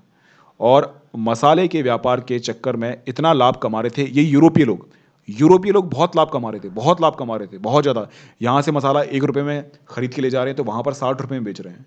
तो बहुत सारे व्यापारी काफ़ी लालायित हुए कि हमें भी जाना चाहिए भारत से मसाले लेकर आना चाहिए। लेकिन बाद में समझ में आया कि भाई हम मसालों के बदले जो है इनको सोना चांदी दे रहे हैं। तो तब धन की निकासी हो रही थी यूरोप से भारत। उस समय पर भारत काफ़ी पैसे वाला था। तभी तो बहुत सारे जो आपके विदेशी इतिहासकार आते हैं वो भारत को सोने की चिड़िया बोलते हैं। उस समय पर कृष्णदेव राय था ना, उस समय पर व्यापार इतना अच्छा चल रहा था कि विदेशी जो आपके इतिहासकार हैं वो ये बोल रहे थे कि भाई साहब कृष्णदेव राय के पास इतना सोना है, इतना सोना है, इतना सोना है कि जिसकी कोई हद नहीं है। इतना सोना हमारे पास था, हमारे व्यापार वाणिज्य काफ़ी अच्छे चल रहे थे। आज के समय पर आप देख सकते हैं आज के समय पर क्या हालत हो चुकी है। आज के समय पर धर्म के नाम पर, जाति के नाम पर, है ना, इनके नाम पर लड़ाई चल रही है, किस प्रकार से अपनी सत्ता की रोटी सेकी जाए। आजकल WhatsApp university, Facebook university, university तो है ही है ये। आजकल का जो यूथ है वो कहाँ से नॉलेज प्राप्त कर रहा है? अगर बोल दिया जाए कि भाई एनसीईआरटीज़ पढ़ो, तो एनसीईआरटीज़ पढ़ेंगे नहीं। व्हाट्सएप में कोई भी इंसान मैसेज भेज देता है, यूट्यूब पर कोई भी इंसान वीडियो बना देता है, गूगल पे, विकिपीडिया पे कोई भी चीज़ को एडिट कर देता है, उसी वही तो हमारा ज्ञान का वो है साधन। यूट्यूब पे तो आप भी ना बना सकते हो, अपने ज्ञान को आप भी शेयर शेयर कर सकते हो, लेकिन प्रामाणिकता क्या है? प्रामाणिकता हम लोग देखते नहीं हैं, और उसी के आधार पर हमारा विचार बन जाता है। तभी तो हमारा देश है वो धार्मिक हिंसा में, जातिगत हिंसा में डूबा हुआ है। ओके, हमारे देश में एक आंदोलन खत्म होता है तो दूसरा आंदोलन स्टार्ट हो जाता है ना? ये सब चीज़ें चलती रही हैं, जिसकी वजह से हमारा देश बर्बाद हो रहा है। तो इस देश की बर्बादी में सबसे बड़ी भूमिका है राज्य की। राज्य को, सभी व्यक्तियों को शिक्षित करना चाहिए। देखो, अगर शिक्षित जनता है आपकी, तो अच्छा और भला वो समझ सकती है। अब देखो, नॉर्वे में जाओगे, स्वीडन में जाओगे, फ़िनलैंड में जाओगे, तो यहाँ की जनता जागरूक है, हमारी जनता जागरूक नहीं है। और जब तक हमारी जनता जागरूक नहीं होगी, तब तक हमारे देश में जातिगत हिंसा, धार्मिक हिंसा और हमारे देश की आर्थिक समृद्धि नीचे जाती रहेगी, और फिर भी हम लोग विकासशील जो देश है, उसकी श्रेणी में आते रहेंगे। तो हमारे देश में शिक्षा की एक बहुत बड़ी भूमिका है। तो शिक्षित बनो, संघर्ष करो और संगठित रहो। इस प्रकार का कोट भीमराव अंबेडकर जी ने दिया था, और कहा जाता है कि मतलब ये बात सत्य है वाक़ई में। आपको भारत के बारे में सोचना चाहिए, ना तो अपनी जाति के बारे में और ना ही आपके धर्म के बारे में। चलिए, तो हम लोग बात कर रहे थे कि किस प्रकार से उस समय पर छठी शताब्दी ईसा पूर्व से लेकर छठवीं शताब्दी तक किस प्रकार से वहाँ पर व्यापार हो रहा था। तो रोमन साम्राज्य में ये जो कपड़ा है, मसाले हैं, इनकी काफ़ी डिमांड थी, जड़ी बूटियों वगैरह की, है ना? तो इसी डिमांड को पूरा करने के लिए बहुत सारे व्यापारी हमारे देश में आते रहे, और इससे हमेशा हमें हमेशा जो है व्यापार लाभ होता रहा। अब हम लोग बात करेंगे कुछ मालाबार तट के बारे में। आप मुझे बताओ कि मालाबार तट कहाँ से कहाँ तक फैला हुआ है? मालाबार तट है, वो कहाँ से कहाँ तक एक ही राज्य में केंद्रित है, या फिर पूरा मालाबार तट कुछ कोस्ट को लेकर बना हुआ है? कमेंट बॉक्स में मुझे बताओ फटाफट, मालाबार तट के बारे में कुछ नॉलेज हो आपको तो। इसको हम लोग आधुनिक केरला के नाम से भी जानते हैं, या ये जो मालाबार तट था, ये भी व्यापार और वाणिज्य का एक प्रमुख केंद्र हुआ करता था। यहाँ पर भी काफ़ी व्यापार और वाणिज्य हुआ करते थे। ध्यान रखना, अब मालाबार तट से कौन-कौन सी चीज़ें आयात और निर्यात होती थी। एक बार आप देख लो, यहाँ पर मैं जो आपको मैप बता रहा हूँ, 1 मिनट रुको, ये क्या हो गया? एक बार आप देख लो ज़ूम करके, ये है अपना मालाबार तट। आप देख सकते हैं, थोड़ा-सा ध्यान रखना, साथ-साथ मैं आपको ये चीज़ें भी बता रहा हूँ जिससे कि आपको चीज़ें याद रहें। ये मालाबार का तट है, नीचे वाला, केरला से आगे भी चीज़ें इसमें शामिल हैं, है ना? ये आप देख सकते हैं, ये जो क्षेत्र है कोंकण का तटीय मैदान, इसको हम लोग कोंकण के तटीय मैदान के नाम से जानते हैं। ये काठियावाड़ का मैदान, तटीय मैदान है, ओके? इस साइड आप जाओगे, पूर्वी साइड, ये आपका कोरोमंडल तट है जिसमें तमिलनाडु शामिल है, ओके? और इसके अलावा ये जो आपका तट है, आंध्र प्रदेश तट, आप देख सकते हैं कहाँ से कहाँ तक फैला हुआ है। कोरोमंडल के जस्ट ऊपर आपका आंध्र तटीय मैदान है। इसके अलावा उत्तरी सिरकार हम लोग इसको बोलते हैं, पूरा ये जो आपका बंगाल की खाड़ी वाला एरिया है जिसमें आंध्र प्रदेश का तटीय कोस्ट आता है, ये जो आपका सागरीय वाला क्षेत्र है ना? इसको हम लोग बोलते हैं। अब आपने देख लिया कि मालाबार तट कहाँ पर है। कुछ चीज़ें हम लोग बात करते हैं मालाबार तट के बारे में। ये एक यूनानी समुद्री यात्री द्वारा रचित पेरिप्लस ऑफ द इरिथ्रियन सी। ध्यान रखना, ये काफ़ी महत्वपूर्ण पुस्तक है। ये एक यूनानी समुद्री यात्रा द्वारा रचित पेरिप्लस ऑफ द इरिथ्रियन सी का एक अंश है। भारी मात्रा में काली मिर्च और दालचीनी, हाँ, भारी मात्रा में दालचीनी खरीदने के लिए बाजार वाले नगरों में वे जहाज भेजते हैं। एक तो यहाँ भारी मात्रा में सिक्कों, पुखराज, सुरमा, मूंगे, कच्चे शीशे, तांबे, टिन, सीसा का आयात किया जाता था। इन बाजारों के आसपास भारी मात्रा में उत्पन्न काली मिर्च का निर्यात भी होता था। ध्यान रखना, तो सीधी सी बात यह है कि अगर हम लोग रत्न और आभूषण की बात करते हैं, तो रत्न और आभूषण भी इसी तट से काफ़ी निर्यात हुआ करते थे। इसके अलावा मसाले तो आप जानते ही हैं, मसाले तो व्यापक रूप से यहाँ पर जो है निर्यात किए जाते थे। इसके अलावा उच्च कोटि के मोती, हाथीदांत, रेशमी, अरे यही तो सब चीज़ें हैं, यही चीज़ें जो हैं आपकी हड़प्पा सभ्यता में देखने को मिलेगी, यही चीज़ें आपकी मौर्य काल में देखने को मिलेंगी। विभिन्न प्रकार के पारदर्शी पत्थर, हीरे, काले नग, कछुए की खोपड़ी आदि भारी मात्रा में यहाँ पर आयात होता था। ओके, तमिलनाडु का जो कोडू मनाल है कुडुमनाल में बहुमूल्य और कम मूल्यवान पत्थरों से बनाए जाने वाले मूंगा के उद्योग के पुरातात्विक साक्ष्य मिले हैं। यह संभवतः पेरिप्लस ऑफ इरिथियन सी में वर्णित पत्थरों को इन्हीं तटवर्ती बंदरगाहों तक स्थानीय व्यापारी लाए होंगे, है ना। तो पेरिप्लस ऑफ द इरिथियन सी एक पुस्तक है। इस पुस्तक के बारे में हमें प्राचीन इतिहास के बारे में जानकारी मिलती है, किस प्रकार के व्यापार थे, कौन कौन से व्यापार उस समय पर होते थे, किस किस का हम लोग आयात करते थे, किस किस का हम लोग निर्यात करते थे, है ना। कौन कौन सी चीज़ें ऐसी थीं, कौन कौन सा तट था, कौन कौन से बंदरगाह थे। आजकल बंदरगाह पे बहुत फोकस कर रहा है। आपका ये 2020 में जो क्वेश्चन आया था वो बंदरगाह से ही संबंधित था। अगर शायद आपने यूपीएससी का पेपर देखा हो तो। देखा है यूपीएससी का पेपर? पेपर वेपर देखते नहीं हो, बस पढ़ते रहते हो। केवल पढ़ने से क्या होगा? यूपीएससी का पेपर देखना भी तो ज़रूरी है ना। यूपीएससी का पेपर नहीं देखोगे तो क्या ही फ़ायदा। पढ़ते रहोगे, पढ़ते रहोगे, पढ़ते रहोगे, और केवल पढ़ने से सिलेक्शन थोड़ी होता है ना। पढ़ने के लिए आपको ज़रूरत है प्रीवियस ईयर के पेपर को देखना।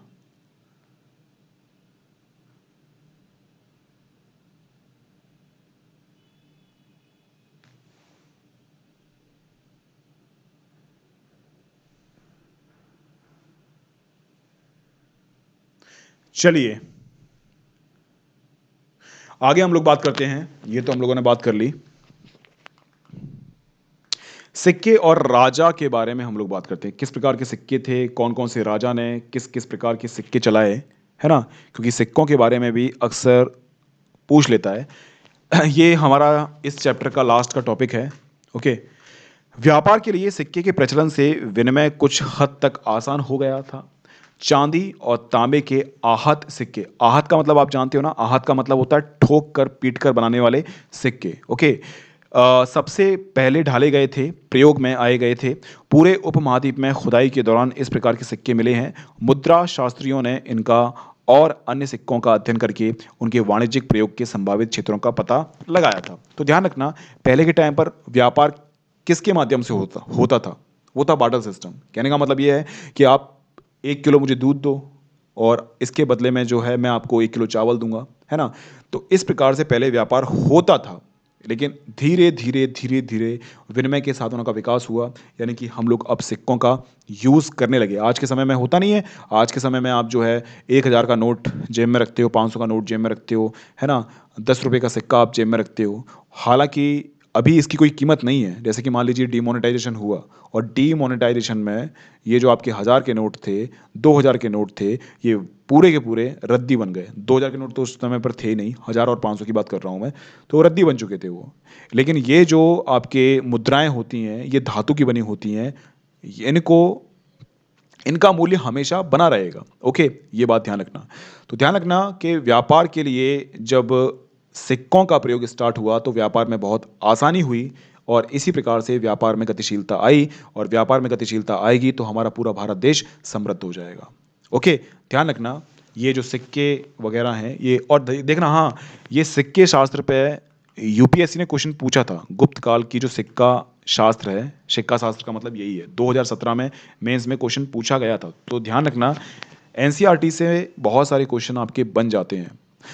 ध्यान रखना, आहत सिक्के पर बने प्रतीकों को उन विशेष मौर्य वंशों जैसे कि राजवंशों के प्रतीकों से मिलाकर पहचान करने की कोशिश की गई।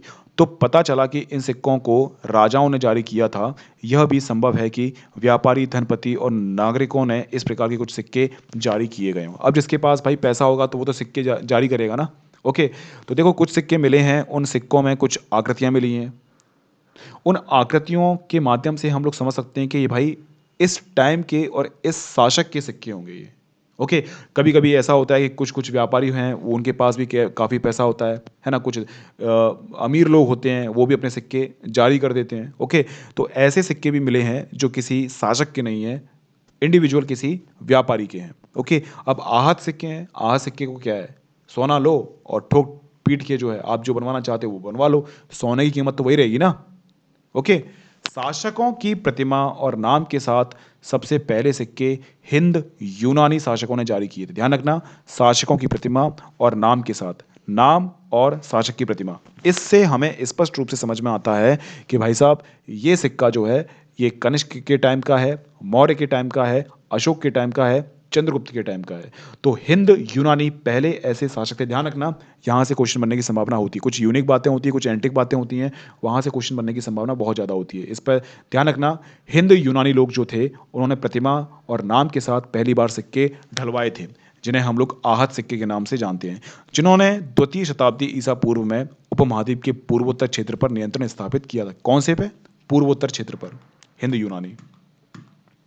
सोने के सिक्के सबसे पहले प्रथम शताब्दी ईस्वी में कुषाण राजाओं ने जारी किए थे। ये भी काफी महत्वपूर्ण है। कौन से? सोने के सिक्के सबसे पहले कुषाण राजाओं ने स्टार्ट किए थे। कुषाण कौन थे? कुषाण कौन थे? कुषाण में सबसे महत्वपूर्ण राजा कौन था? कुषाण में सबसे महत्वपूर्ण राजा कौन था? कमेंट बॉक्स में फटाफट बताओ मुझे। कौन सा ऐसा शासक था कुषाण में जिसने भारतीय राजनीतिक व्यवस्था में एक बहुत बड़ी भूमिका निभाई? वो था कनिष्क। नाम सुना होगा ना कनिष्क का।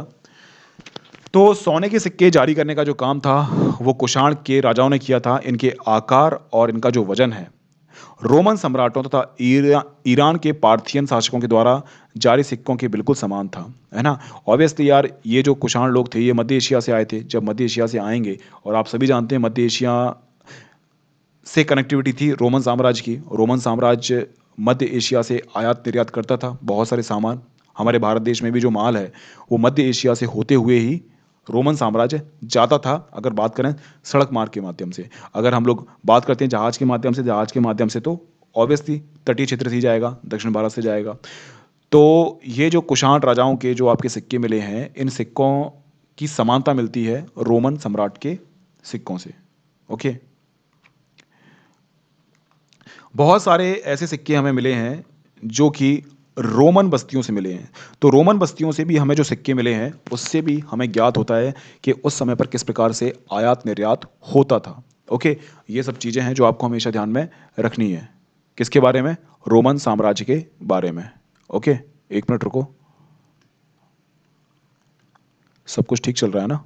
आवाज़ हाँ, आवाज़ वगैरह सब कुछ ठीक चल रही है।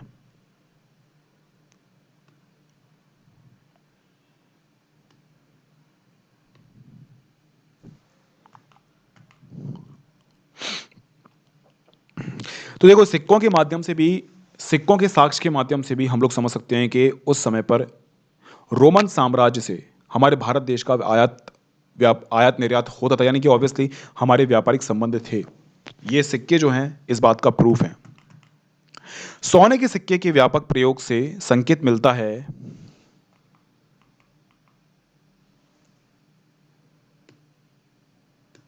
सोने के सिक्के के व्यापक प्रयोग से संकेत मिलता है कि बहुमूल्य वस्तुओं और भारी मात्रा में वस्तुओं का विनिमय किया जाता था। ओके, तो आप सभी जानते हैं इस बात का कि अगर विनिमय का साधन हमें मालूम चल गया है। मैंने कहा था आपसे पहले तो बार्टर सिस्टम था कि आप 1 किलो अनाज दो और 1 किलो आपको हम लोग दूध देंगे। इसमें इसमें ये थी कि भाई कौन सी चीज़ महंगी होगी, कौन सी चीज़ जो है आपकी सस्ती होगी, है ना। कितना सामान कितनी मात्रा में देना पड़ेगा, सबसे बड़ी प्रॉब्लम थी। अब देखो सोने के सिक्के आ गए। अब सोने के सिक्के आने के बाद जो है आपका विनिमय आसानी से होने लगा। तो जब से सोने के सिक्के आपके अर्थव्यवस्था में आए, तब से देखना आप कि भारी मात्रा में वस्तुओं का एक जगह से दूसरी जगह आगमन आगमन होना स्टार्ट हो गया, है ना। व्यापारियों को काफ़ी लाभ भी मिला इससे। इससे जो है अर्थशास्त्र में आर्थिक व्यवस्था में काफ़ी जो है फायदा पहुंचा हमारे भारत देश को। इसके अलावा दक्षिण भारत के अनेक पुरा स्थलों से बड़ी संख्या में रोमन सिक्के भी मिले हैं, जिनसे ये स्पष्ट होता है कि व्यापारिक तंत्र राजनीतिक सीमाओं से बंधा नहीं था, क्योंकि दक्षिण भारत रोमन साम्राज्य के अंतर्गत ना होते हुए भी व्यापारिक दृष्टि से रोमन साम्राज्य से संबंधित था। दक्षिण भारत में आज भी ऐसे ऐसे साक्ष्य हमें मिल जाते हैं, जब खुदाई उदाई होती है वहाँ पर आपको जो है रोमन साम्राज्य के सिक्के मिलेंगे, रोमन साम्राज्य की बस्तियां मिलेंगी। ऑब्वियसली यार देखो, आप इस बात को जानते हैं कि जैसे हमारा यूएसए के साथ व्यापार चल रहा है ना। तो व्यापारी क्या है, व्यापारी जाएंगे वहाँ पर जाएंगे, अपने माल को बेचेंगे। तो ऐसा तो है नहीं है कि माल को तुरंत गए और बेच के आ गए, कुछ ना कुछ तो वहाँ पर रहना पड़ेगा ना। तो हमारे व्यापारी वहाँ पर जो है अस्थायी रूप से ठहरते हैं। इसी प्रकार से आप समझ सकते हैं कि हमारे देश में भी जब रोमन साम्राज्य से व्यापार हो रहा था, तो हमारे देश के लोग रोमन साम्राज्य में जाकर बस रहे थे और इसी प्रकार से रोमन साम्राज्य के लोग जो हैं हमारे देश में आकर बस रहे थे। यानी कि रोमन बस्तियां जो दक्षिण भारत में पाई जाती हैं वो इस बात का प्रूफ है कि हम लोग उस समय पर रोमन साम्राज्य से व्यापार करते होंगे।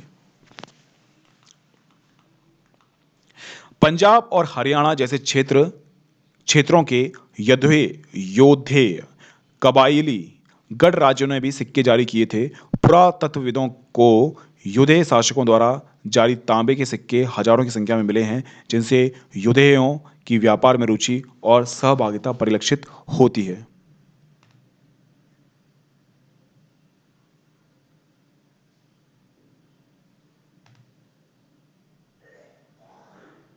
ठीक है ना। तो योद्धे कौन थे? ये कबायली गणराज्य थे, है ना, छोटे मोटे सरदार टाइप के वो होते थे। इन लोगों ने भी काफ़ी अधिक मात्रा में जो है सिक्के विक्के जारी किए, लेकिन इनने सोने के सिक्के ना जारी करते हुए तांबे के सिक्के जारी किए। अब ऑब्वियसली सोने के सिक्के की कीमत ज़्यादा होगी और तांबे के सिक्के की कीमत कम होगी। ओके, तो ये सब बातें हैं। जैसे ही आपके सिक्के विक्के प्रणाली जो है ईजाद हुई, उसके बाद तो इसके बाद जो है व्यापक मात्रा में यहाँ पर व्यापारिक गतिविधियां स्टार्ट हो गई। सोने के सबसे भव्य सिक्कों में से कुछ गुप्त शासकों ने जारी किए थे। इनके आरंभिक सिक्कों में प्रयुक्त सोना अति उत्तम था। इन सिक्कों के माध्यम से दूर देशों से व्यापार विनिमय करने में आसानी होती थी, जिससे शासकों को भी लाभ होता था।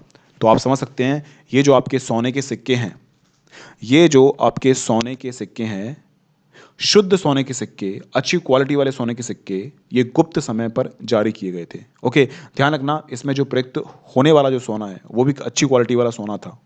बाकी कनिष्क के टाइम पर भी सोने के सिक्के बने थे। उसकी क्वालिटी और इसकी क्वालिटी को कंपेयर किया जाए तो गुप्त शासक के सिक्के काफ़ी शुद्ध हुआ करते थे, काफ़ी चमकीले और काफ़ी अच्छे, अट्रैक्टिव हुआ करते थे।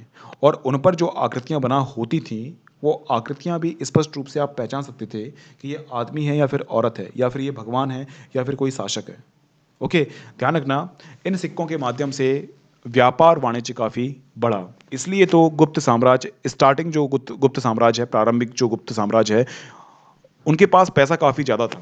और ध्यान रखना, जब पैसा जेब में होता है तो ऐशो आराम की ज़िंदगी हम लोग जीते हैं।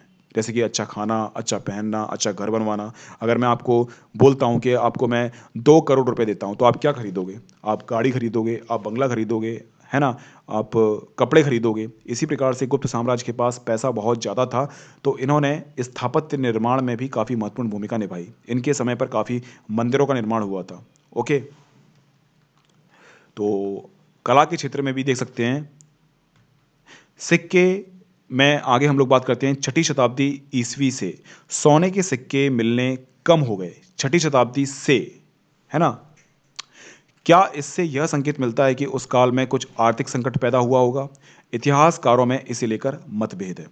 तो मैंने आपको क्या कहा था? मैंने आपको ये कहा था कि गुप्त काल के बाद सामंती व्यवस्था स्टार्ट हो चुकी थी और इस सामंती व्यवस्था ने हमारे पूरे भारत देश को अनेक छोटे छोटे भागों में डिवाइड कर दिया। कोई केंद्रीकृत सत्ता ना होने की वजह से गुप्त साम्राज्य के उत्तरवर्ती गुप्त साम्राज्य बोल सकते हैं हम लोग, गुप्त साम्राज्य के बाद जो है काफ़ी व्यापार वाणिज्य को काफ़ी घाटा हुआ, जिसकी वजह से जो है व्यापार हमारे पक्ष में नहीं रहा, हमारे देश से निर्यात कम हो गया।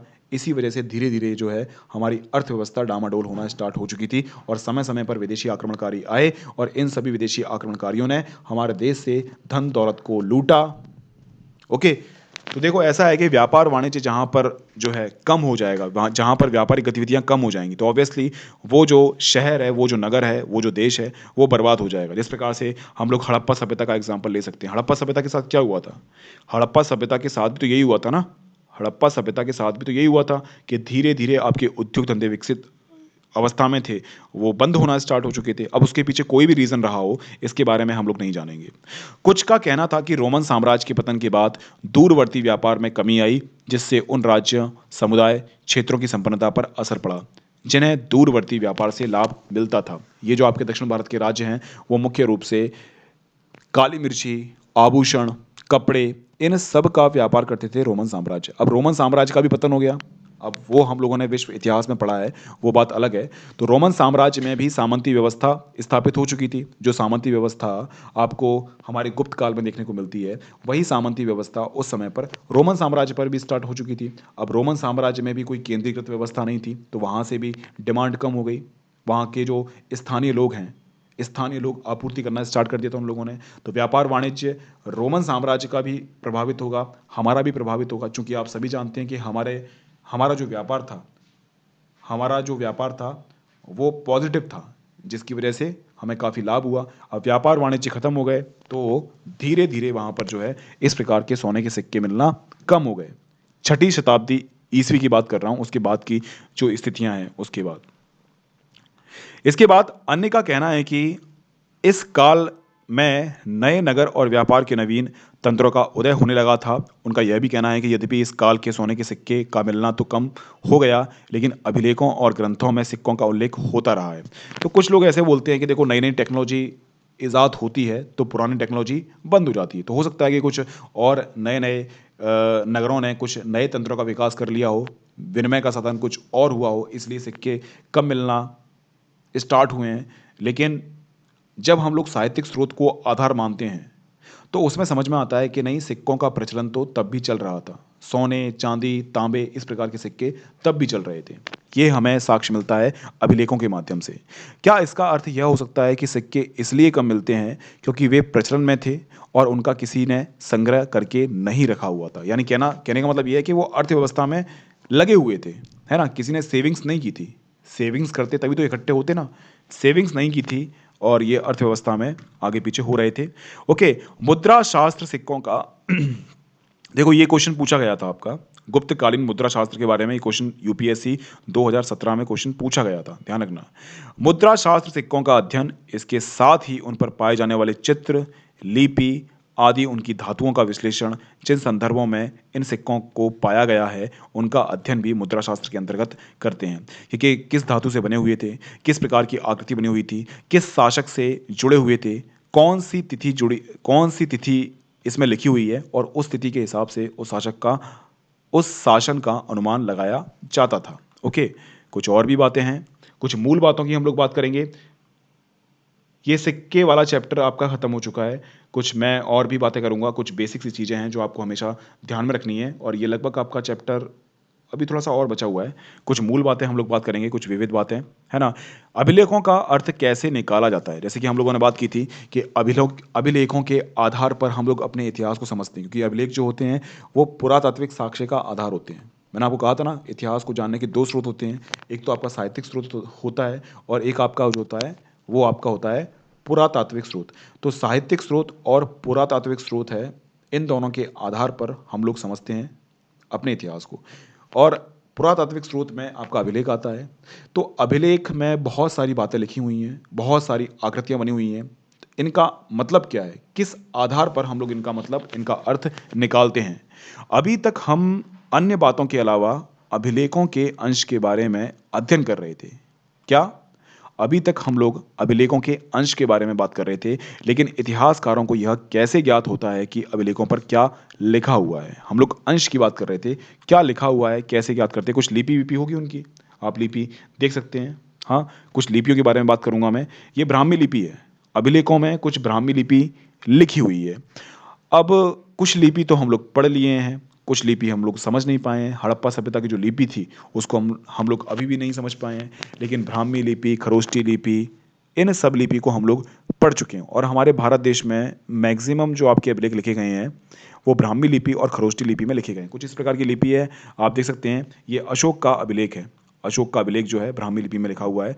तो ये कुछ ट्रांसलेशन किया गया है कि इस शब्द का मतलब ये होगा। जैसे कि ये कुछ डी टाइप का आपको वर्ड दिख रहा है, इसका मतलब चा होगा।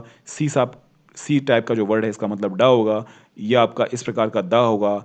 ये कुछ इस प्रकार का वर्ड है, इसका मतलब माँ। तो इस प्रकार से हम लोगों ने लैंग्वेज को ईजाद कर लिया, और ब्राह्मी लिपि के अध्ययन के बाद हमें समझ में आया कि मौर्य समय का समाज कैसा था, मौर्य समय की राजनीतिक व्यवस्था किस प्रकार की थी, और मौर्य समय पर किस प्रकार के लोग जो है निवास करते थे। ध्यान रखना, आधुनिक भारतीय भाषाओं में प्रयुक्त लगभग सभी लिपियों का मूल ब्राह्मी लिपि है। ओके, क्या? जितनी भी आपकी भाषा हैं, जितनी भी आपकी भाषा हैं, भारत में प्रचलित भाषाएँ हैं, सभी भाषाओं का जो मूल है, वो ब्राह्मी लिपि है। ध्यान रखना इस बात को। ब्राह्मी लिपि का प्रयोग अशोक के अभिलेख में किया गया है, चाहे वो कोई-सी भी लैंग्वेज हो, कन्नड़ हो, मलयालम हो, सिंधी हो, संथाली हो, उर्दू हो, उड़िया हो, संस्कृत हो, कोई-सी भी हो। सभी लिपि का जो मूल है, वो कौन है? ब्राह्मी लिपि। ध्यान रखना, कभी भी यूपीएससी पूछ सकता है कि बताओ भाषा का मूल कौन सी भाषा है, कौन सी भाषा लिपि का जो मूल है वो कौन सी लिपि है, तो आप क्या बोलोगे? वो है ब्राह्मी लिपि। ध्यान रखना, 18वीं सदी से यूरोपीय विद्वानों ने भारतीय पंडितों की सहायता से आधुनिक बंगाली और देवनागरी लिपि में कई पांडुलिपियों का अध्ययन शुरू किया। उनके अक्षरों की का उनके अक्षरों की प्राचीन अक्षरों के नमूनों से तुलना शुरू की गई। ओके, तो बहुत सारे पंडित हैं, बहुत सारे आपके जो ज्ञाता इतिहासकार वगैरह होते हैं, ये सभी जो हैं कुछ शब्दों का यूज़ करते थे।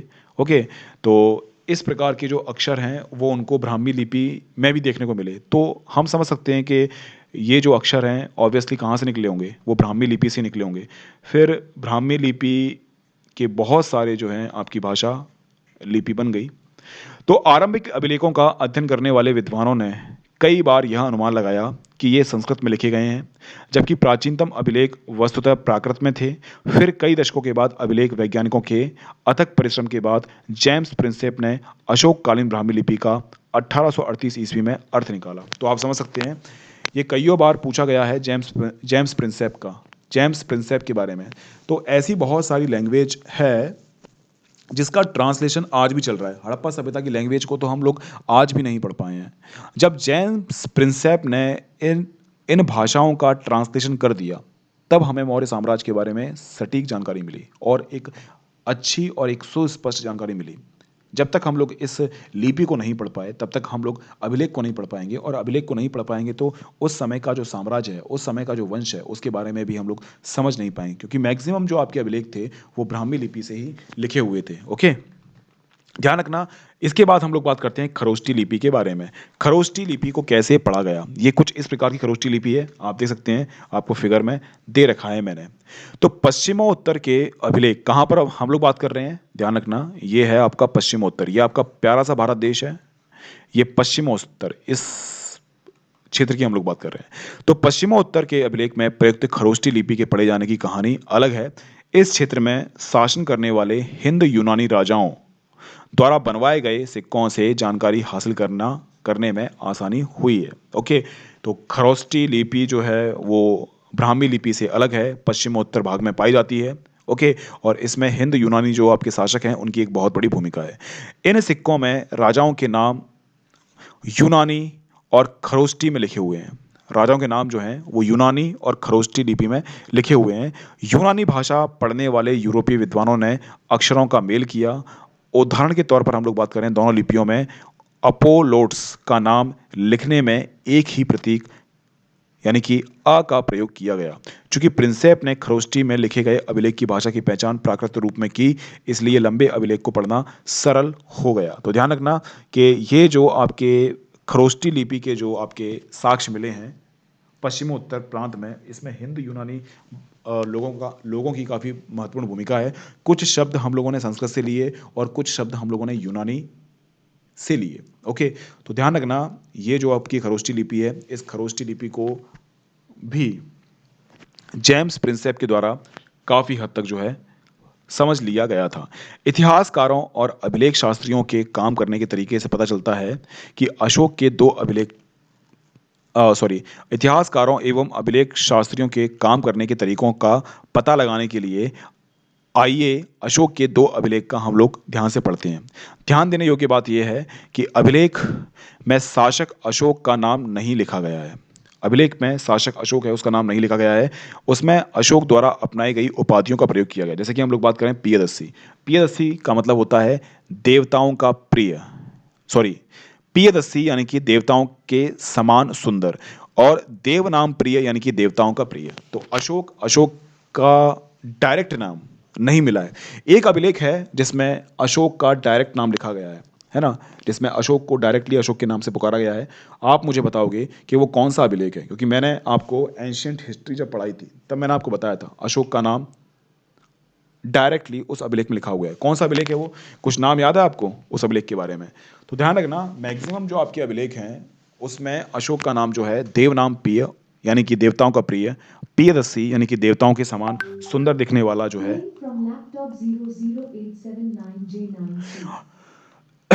अशोक नाम अन्य अभिलेखों से भी मिलता है जिनमें उनकी उपाधियां भी लिखी हैं। इन अभिलेखों का परीक्षण करने के बाद अभिलेख शास्त्रियों ने पता लगाया कि उनके विषय, शैली, भाषा, पुरालिपि विज्ञान सब में समानता है। अतः वह इस निष्कर्ष पर पहुंचे कि इन अभिलेखों को एक ही शासक ने बनवाया होगा। तो आपको जितने भी अभिलेख मिलते हैं, चाहे वो उत्तर भारत के हों, चाहे वो दक्षिण भारत के हों, चाहे वो कोई से भी हों, तो इन सभी अभिलेखों में समानता आपको देखने को मिलेगी। शासक के आदेशों में समानता, शासक के जो लिपि है उनमें समानता, शासक की जो भाषा शैली है उसके बारे में भी आपको समानता देखने को मिलेगी अभिलेखों के माध्यम से। ओके। आपने ये भी देखा होगा कि अशोक ने अपने अभिलेखों में कहा कि उनसे पहले के शासक ने रिपोर्ट एकत्र करने की व्यवस्था नहीं की थी। यदि अशोक से पहले के उपमहाद्वीप इतिहास पर विचार करें तो क्या आपको लगता है कि अशोक का यह वक्तव्य सही है ना? अशोक ने अपने अभिलेखों में कहा कि उनसे पहले के शासकों ने रिपोर्ट एकत्र करने की व्यवस्था नहीं की थी। क्या आपको लगता है उसके पहले के जो शासक होंगे उन लोगों ने अपने इतिहास को संजोए नहीं रखा होगा? रखा होगा ना? आपने प्राग ऐतिहासिक काल में भी देखा था। प्राग ऐतिहासिक काल में भी बहुत सारे जो आपके आदि मानव थे जिन्होंने गुफाओं के अंदर बहुत सारे चित्र बनाए, और चित्रों के माध्यम से हमें समझ में आया कि उस समय की सभ्यता किस प्रकार की थी। उस समय के लोग किस प्रकार से शिकार करते थे, किस प्रकार से अपना पेट भरते थे, किस प्रकार का उस समय पर समाज था। अशोक ने अपनी तारीफ करी है कि मैंने अभिलेख के माध्यम से अपने इतिहास के बारे में बता दिया। आने वाली जनरेशन है वो अभिलेख को पढ़ेगी और अभिलेख के माध्यम से हमारे इतिहास को समझ लेगी कि किस प्रकार से हम वहाँ पर शासन करते थे। आपको लगता है कि इसके पहले के जितने भी आपके शासक होंगे उनने कभी भी अपने इतिहास को संजोए नहीं रखा होगा? हाँ, देखो, प्रत्यक्ष रूप से या फिर अप्रत्यक्ष रूप से जानकारी मिल जाती है क्योंकि बौद्ध और जैन साहित्य हैं, है ना, ब्राह्मण साहित्य हैं। इनके माध्यम से समझ में आता है कि कौन कौन से राजाओं ने कब कब शासन किया था, कौन सा प्रतापी राजा था, किससे किसका युद्ध हुआ। प्रत्यक्ष और अप्रत्यक्ष रूप से उस समय के शासक का नाम आ जाता है। लेकिन मौर्य साम्राज्य में अशोक ने एक बहुत बड़ी भूमिका निभाई इतिहास को समझने में, क्योंकि अभिलेख के माध्यम से स्पष्ट रूप से मौर्य साम्राज्य के बारे में डिटेल से जानकारी हमें मिलती है। अगर मान लीजिए अभिलेख नहीं होता तो मौर्य साम्राज्य के बारे में इतनी सटीकता से जानकारी मिलना थोड़ा सा मुश्किल काम हो जाता हमारे लिए। इतिहासकारों को बार बार अभिलेख में लिखे कथन का परीक्षण करना पड़ता ताकि यह पता चल सके कि जो उनमें लिखा है वह सत्य है, संभव है या फिर अतिशयोक्तिपूर्ण है। कभी कभी होता नहीं है कि कभी कभी कुछ राजा जो होते हैं झूठी बात लिखवा देते हैं कि हमारे राजा जो थे वो शेर को मार दिया करते थे, चीते के दांत गिर लिया करते थे, या फिर उनके पास इतनी बड़ी वो थी, क्या नाम से, तलवार थी कि उस तलवार को जब वो ऊपर चलाते थे तो बारिश हो जाया करती थी, है ना। कुछ इस प्रकार की जो है देवीय शक्ति समझकर मानकर जो है इतिहास को लिखा जाता है। हो सकता है कि वो अतिशयोक्ति हो, इंसान के लिए करना मुश्किल हो कि तलवार उठाए और बारिश हो जाए, है ना।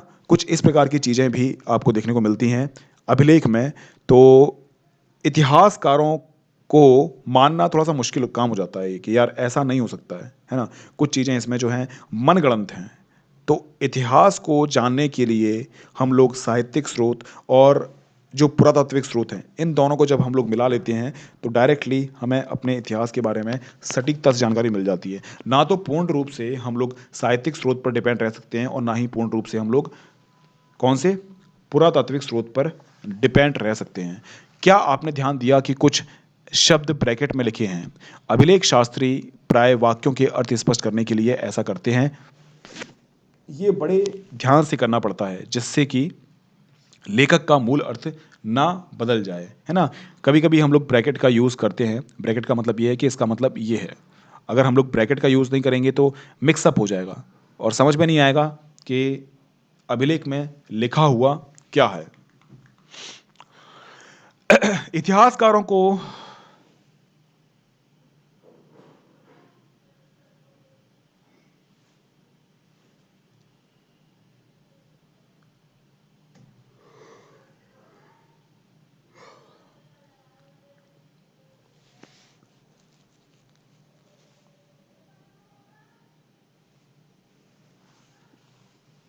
ध्यान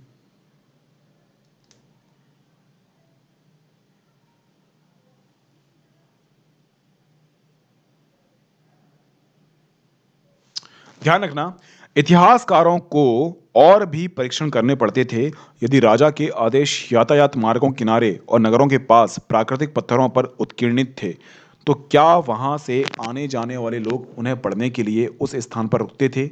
अधिकांश लोग पढ़े लिखे नहीं थे, क्योंकि साक्षरता दर काफ़ी कम थी। ऐसे वर्ग जो कि पढ़े लिखे थे, वो कुलीन वर्गों से, अमीर वर्गों से संबंध रखते थे, है ना? तो ध्यान रखना, उस समय पर अगर देखा जाए तो साक्षरता दर आपकी बहुत कम थी, यानी कि 6 से 5% होगी, क्योंकि जो अमीर लोग थे, जो कि ब्राह्मण लोग थे, वही पढ़े लिखे थे। बाकी तो एक बहुत बड़ी आबादी थी, वो तो अनपढ़ थी। तो ये जो अभिलेख लिखवाए गए थे, इस अभिलेख का वाक़ई में फ़ायदा मिला या फिर नहीं मिला? क्योंकि अभिलेख का उद्देश्य ये होता है कि आम जनता उस बात को समझे। जब आम जनता नहीं पढ़ पा रही है अभिलेखों को, तो फिर कैसे क्या आम जनता उसको समझेगी? इसके लिए एक साक्ष्य और मिलता है कि अभिलेख पढ़ने वाले को वहाँ पर नियुक्त कर दिया जाता था कि जो भी आए, उनको अभिलेख का मतलब समझाए। जिस प्रकार से गाइड होता नहीं है, गाइड को आप ले जाओगे किसी किले में, किसी फोर्ट में, तो आपको समझाता है वो कि ये हुआ था, ये हुआ था, ये हुआ था उस समय पर। उसी प्रकार से हो सकता है कि इस प्रकार की व्यवस्था शासक ने करी हो। क्या पाटलिपुत्र में प्रयुक्त प्राकृत उपमहाद्वीप में सभी स्थानों पर लोग समझते थे? हाँ, क्या राजा के आदेश का पालन किया जाता था? इन प्रश्नों के उत्तर पाना सदैव आसान नहीं होता है। तो देखो, अभिलेख तो लिख दिए, अभिलेख पाली भाषा में या फिर प्राकृत भाषा में लिख दिए, तो हो सकता है कि एक ऐसा स्थान जहाँ पर लोग बाग प्राकृत भाषा जानते ही नहीं है, पढ़े लिखे नहीं हो, हाँ, या फिर ठीक है, पढ़ लिया, समझ लिया अभिलेख के उद्देश्य को, लेकिन क्या वाक़ई में आम ज़िंदगी में वो जो लोग-वाग हैं, वो इस अभिलेख के उद्देश्यों को अपनाते थे? जैसे कि आज भी तो बहुत सारी चीज़ें हैं, नैतिकता की किताबें हम लोग पढ़ते हैं, बड़ों का सम्मान करना चाहिए, छोटों को प्यार करना चाहिए, है ना? समाज में कभी भी हिंसा नहीं करना चाहिए। इसका मतलब ये थोड़ी है आम जनता इन सब बातों को मान लेती है। आम जनता इन सब बातों को नहीं मानती है ना? तो वाक़ई में जो अभिलेख में लिखी गई बातें थीं, कहीं वो आदर्श तो नहीं थीं? प्रैक्टिकल थी या फिर नहीं थी? वहाँ के लोग इस बात को मानते थे या फिर नहीं मानते थे? तो बहुत सारे प्रश्न हैं जो इतिहासकारों के सामने एक पहेली बनी हुई हैं। लेकिन फिर भी जब टाइम मशीन इज़ाद होगी तो टाइम मशीन के बारे बाद जो है हम लोग देख लेंगे कि इतिहासकारों ने जो भी बात लिखी है वो सही थी या फिर गलत थी। अभी तो बहुत सारे साक्ष्य निकलेंगे, उसमें इतिहास में काफ़ी मॉडिफ़िकेशन भी होगा, है ना? इनमें से कुछ समस्याओं के इनमें से कुछ समस्याओं के प्रमाण हमें अशोक के अभिलेख में मिलते हैं, जिसकी व्याख्या प्राय अशोक की वेदना के प्रतिबिंब के रूप में की जाती है। साथ ही यह युद्ध के प्रति उनकी मनोवृत्ति में परिवर्तन को भी दर्शाता है। मैंने आपको बताया था किस प्रकार से पहले जो अशोक था, केवल और केवल युद्ध पर विश्वास करता था। उसको और कोई मतलब था ही नहीं। ना तो कोई करुणा थी, ना सहानुभूति थी, ना समानुभूति थी। क्या चल रहा है, क्या नहीं चल रहा है, उसका सिर्फ़ एक ही उद्देश्य था कि कैसे भी करके अपने साम्राज्य का विस्तार किया जाए। और इसी क्रम में उसने बहुत सारे युद्ध किए, लेकिन जैसे ही वह कलिंग का युद्ध लड़ता है, उसके बाद जब वो जायज़ा लेने जाता है, तब वो देखता है कितने सारे लोग मारे गए, कितनी सारी महिलाएँ हैं वो अपने पति के विरह में रो रही हैं, कितने सारे बच्चे अनाथ हो गए, तब जाकर उसका हृदय परिवर्तन होता है। और यही सब बातें जो हैं वो अभिलेख में लिखवाता है। उसका हृदय परिवर्तन होता है, वो सभी बातें जो हैं वो अभिलेख में लिखी हुई हैं। इससे हमें समझने का मौका मिलता है उसके बारे में, अशोक के बारे में। जैसा कि हम लोग पढ़ेंगे, यदि हम अभिलेख के शाब्दिक अर्थ के परे समझने का प्रयास करते हैं, तो परिस्थितियाँ और भी जटिल हो जाती हैं। यद्यपि अशोक के अभिलेख आधुनिक उड़ीसा से प्राप्त हुए हैं, लेकिन उनकी वेदना को परिलक्षित करने वाला अभिलेख वहां नहीं मिला है। अर्थात यह अभिलेख उस क्षेत्र में नहीं उपलब्ध है जिस पर विजय प्राप्त की गई थी। इसका हम क्या अर्थ लगाएं? क्या राजा की नव विजय की वेदना उस क्षेत्र के लिए इतनी दर्दनायक थी कि राजा इस मुद्दे पर कुछ कह ना सका? यानी कि उड़ीसा, जिसे हम लोग कलिंग के नाम से उस समय पर जानते थे, हृदय परिवर्तन इसका कलिंग युद्ध के बाद हुआ। तो क्या इतनी मतलब वहाँ पर मौतें हुई थी, इतनी वहाँ पर जो हैं महिलाएँ विधवा हुई थी, इतने बच्चे वहाँ पर क्या नाम से अनाथ हुए थे कि अशोक अपने अभिलेख के माध्यम से उनको दर्शा भी नहीं पाया, है ना?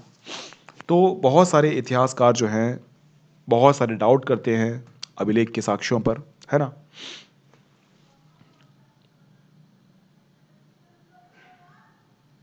हम बात करते हैं राजा की वेदना, है ना। जब देवनाम प्रियदर्शी ने अपने शासन के 8 वर्ष पूरे किए तो उन्होंने कलिंग पर विजय प्राप्त की। 1.5 लाख पुरुषों को निष्कासित किया। आप समझ सकते हैं, 1.5 लाख लोगों को निष्कासित करना एक बहुत बड़ी बात है। 1 लाख लोग मारे गए, इससे भी ज्यादा मृत्यु हुई। 1 लाख लोग मरना एक बहुत बड़ी बात है। कलिंग पर शासन स्थापित करने के बाद देवनाम प्रिय धम्म के गहन अध्ययन, धम्म के स्नेह, धम्म के उपदेश में डूब गए, क्योंकि इतनी बड़ी हत्या करने के बाद उसके मन में परिवर्तन हुआ। राजा की जो वेदना है वो चेंज हुई, उसमें भी करुणा, समानुभूति, सहानुभूति, इस प्रकार के गुण वहां पर बनना स्टार्ट हो चुके थे उसके अंदर। यही देवनाम पिय के लिए कलिंग की विजय का पश्चाताप है। देवनाम पिय के लिए यह बहुत वेदनादायी और निंदनीय है कि जब कोई किसी राज्य पर विजय प्राप्त करता है तो पराजित राज्य का हनन होता है, वहां के लोग मारे जाते हैं, वहां के लोग निष्कासित किए जाते हैं। आप समझ सकते हैं कि किसी एक राज्य के लिए विजय की खुशी हो सकती है और दूसरे राज्य के लिए वहां पर क्या हालत होगी। लाखों लोग, वहाँ के स्थानीय लोग मारे जाएंगे, लाखों लोगों के जो है रोजगार छिन जाएंगे, लाखों लोग जो है अनाथ हो जाएंगे, लाखों महिलाएं विधवा हो जाएंगी, है ना। तो एक क्षेत्र के लिए खुशी हो सकती है लेकिन दूसरे क्षेत्र के लिए ये काफ़ी दुखदाई साबित हो सकता है। तो युद्ध किसी के पक्ष में नहीं होता है, युद्ध सभी के लिए हानिकारक होता है। हम लोगों ने प्रथम विश्व युद्ध की भी बात की थी, हम लोगों ने द्वितीय विश्व युद्ध की भी बात की थी। तो युद्ध किसी के लिए भी, तो बस वही सब चीज़ें हैं कि मन प्रेम से रहो, काफ़ी ज़्यादा अच्छा रहता है। मन प्रेम से नहीं रहोगे तो प्रॉब्लम क्रिएट हो जाती है ना। अब आपको यह पता चल गया होगा कि अभिलेख से प्राप्त जानकारी की भी सीमा होती है। हम लोग बात कर रहे हैं अभिलेख साक्ष्य की सीमा। देखो, मैंने आपको क्या बताया था, ध्यान रखना, मैंने आपको बताया था कि इतिहास, इतिहास को जानने के स्रोत होते हैं, इसके माध्यम से हम इतिहास को जानते हैं। पहला स्रोत है आपका साहित्यिक स्रोत। कौन सा है?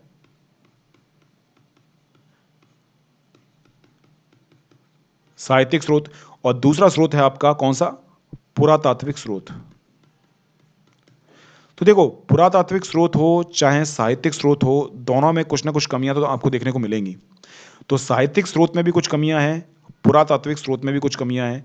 अब इन दोनों कमियों को दूर करने के लिए अगर दोनों साक्ष्यों को मिला दिया जाए, इससे हमें जानकारी प्राप्त होगी कि वाकई में ये घटना सही है या फिर गलत है। कुछ विदेशी विवरण भी होते हैं, अगर विदेशी विवरण के ज्ञान को भी मिला लिया जाए तो सटीकता से हमें लगता है कि हाँ, ये सब बातें सही होंगी। तो आप ध्यान रखना, साहित्यिक स्रोत, पुरातात्विक स्रोत और विदेशी विवरण, इनमें भी बहुत सारी कमियां होती हैं। एज इट इज़ इनकी बातों को मानना थोड़ा सा जो है मुश्किल काम होता है, क्योंकि इतिहास में बहुत सारी त्रुटियां आ जाएंगी। ओके, सभी के ज्ञान को मिला दिया जाता है तो आपके ज्ञान की शुरुआत होती है। अब देखते हैं अभिलेख साक्ष्य की सीमा कौन कौन सी है। अभिलेख साक्ष्य में बहुत सारी सीमाएं आपकी होती हैं। ओके, तो आप आपको यह पता चल गया होगा कि अभिलेख से प्राप्त जानकारी की भी सीमा होती है। कभी कभी इसकी तकनीकी सीमा होती है। अक्षरों को हल्के ढंग से उत्कीर्णित किया जाता है जिन्हें पढ़ पाना मुश्किल होता है। अभिलेख नष्ट भी हो सकते हैं जिनसे अक्षर लुप्त भी हो सकते हैं। तो आपने देखा होगा कभी कभी अभिलेख आपके जो है नष्ट भी हो जाते हैं। कभी कभी मान लीजिए कि यहाँ पर इस प्रकार की, जैसे ऊपर दे रखा है ना आपका अभिलेख, देखिए आप ऊपर, ऊपर आप अभिलेख देखिए कि ऊपर आप में आपके अभिलेख में किस प्रकार से दरार पड़ गई। अब ये शब्द, सेंटेंस क्या लिखा हुआ है, इसको समझने में थोड़ी सी मुश्किल आएगी। तो इतिहास क्या है, इतिहासकार क्या है, फिर इसमें अनुमान लगाते हैं, है ना, कि ये होगा, ये होगा।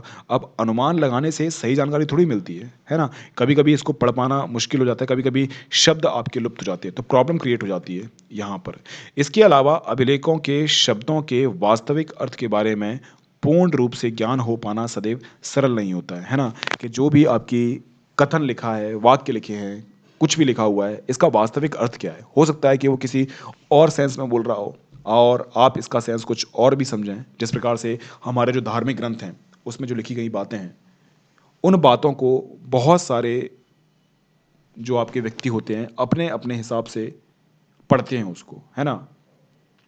अपने अपने हिसाब से उसका अर्थ निकालते हैं। इसी प्रकार से हो सकता है कि अभिलेख में कुछ और बातें लिखी गई हों, राजा कुछ और बात समझाना चाहता हो और जो इतिहासकार हैं उनने कुछ और बात समझ ली हो। तो ये भी प्रॉब्लम क्रिएट हो सकती है।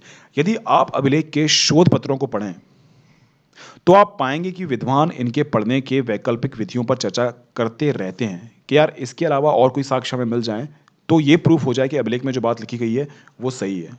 ओके।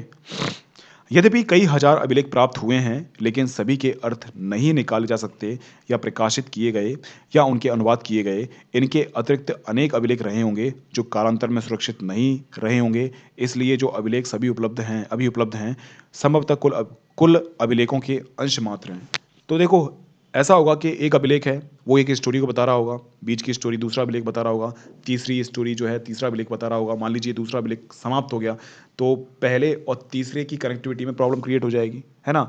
तो इसी प्रकार से अभिलेखों के आधार पर जब हम लोग साक्ष्य को देखने का प्रयास करते हैं तो बहुत सारी प्रॉब्लम क्रिएट हो जाती है। ओके। इसके अतिरिक्त एक और मौलिक समस्या है कि जरूरी नहीं है कि जिसे हम आज राजनीतिक आर्थिक रूप से महत्वपूर्ण मानते हैं उन्हें अभिलेखों में अंकित किया गया हो, है ना। उदाहरण के तौर पर खेती की दैनिक प्रक्रियाएं और रोजमर्रा की जिंदगी के सुख का उल्लेख अभिलेख में नहीं होता है, यानी कि समाज के बारे में उल्लेख नहीं होता है ना। एक ऐसा बहुत बड़ा वर्ग वंचित रह जाता है इतिहास से जो कि समाज में एक बहुत बड़ी भूमिका निभाता है, यानी किसान, शिल्पकार। इनके बारे में तो कुछ जानकारी मिलती नहीं है। आपको अभिलेख के बारे में जानकारी मिलती है, वो किसके बारे में जानकारी मिलती है? राजा के बारे में।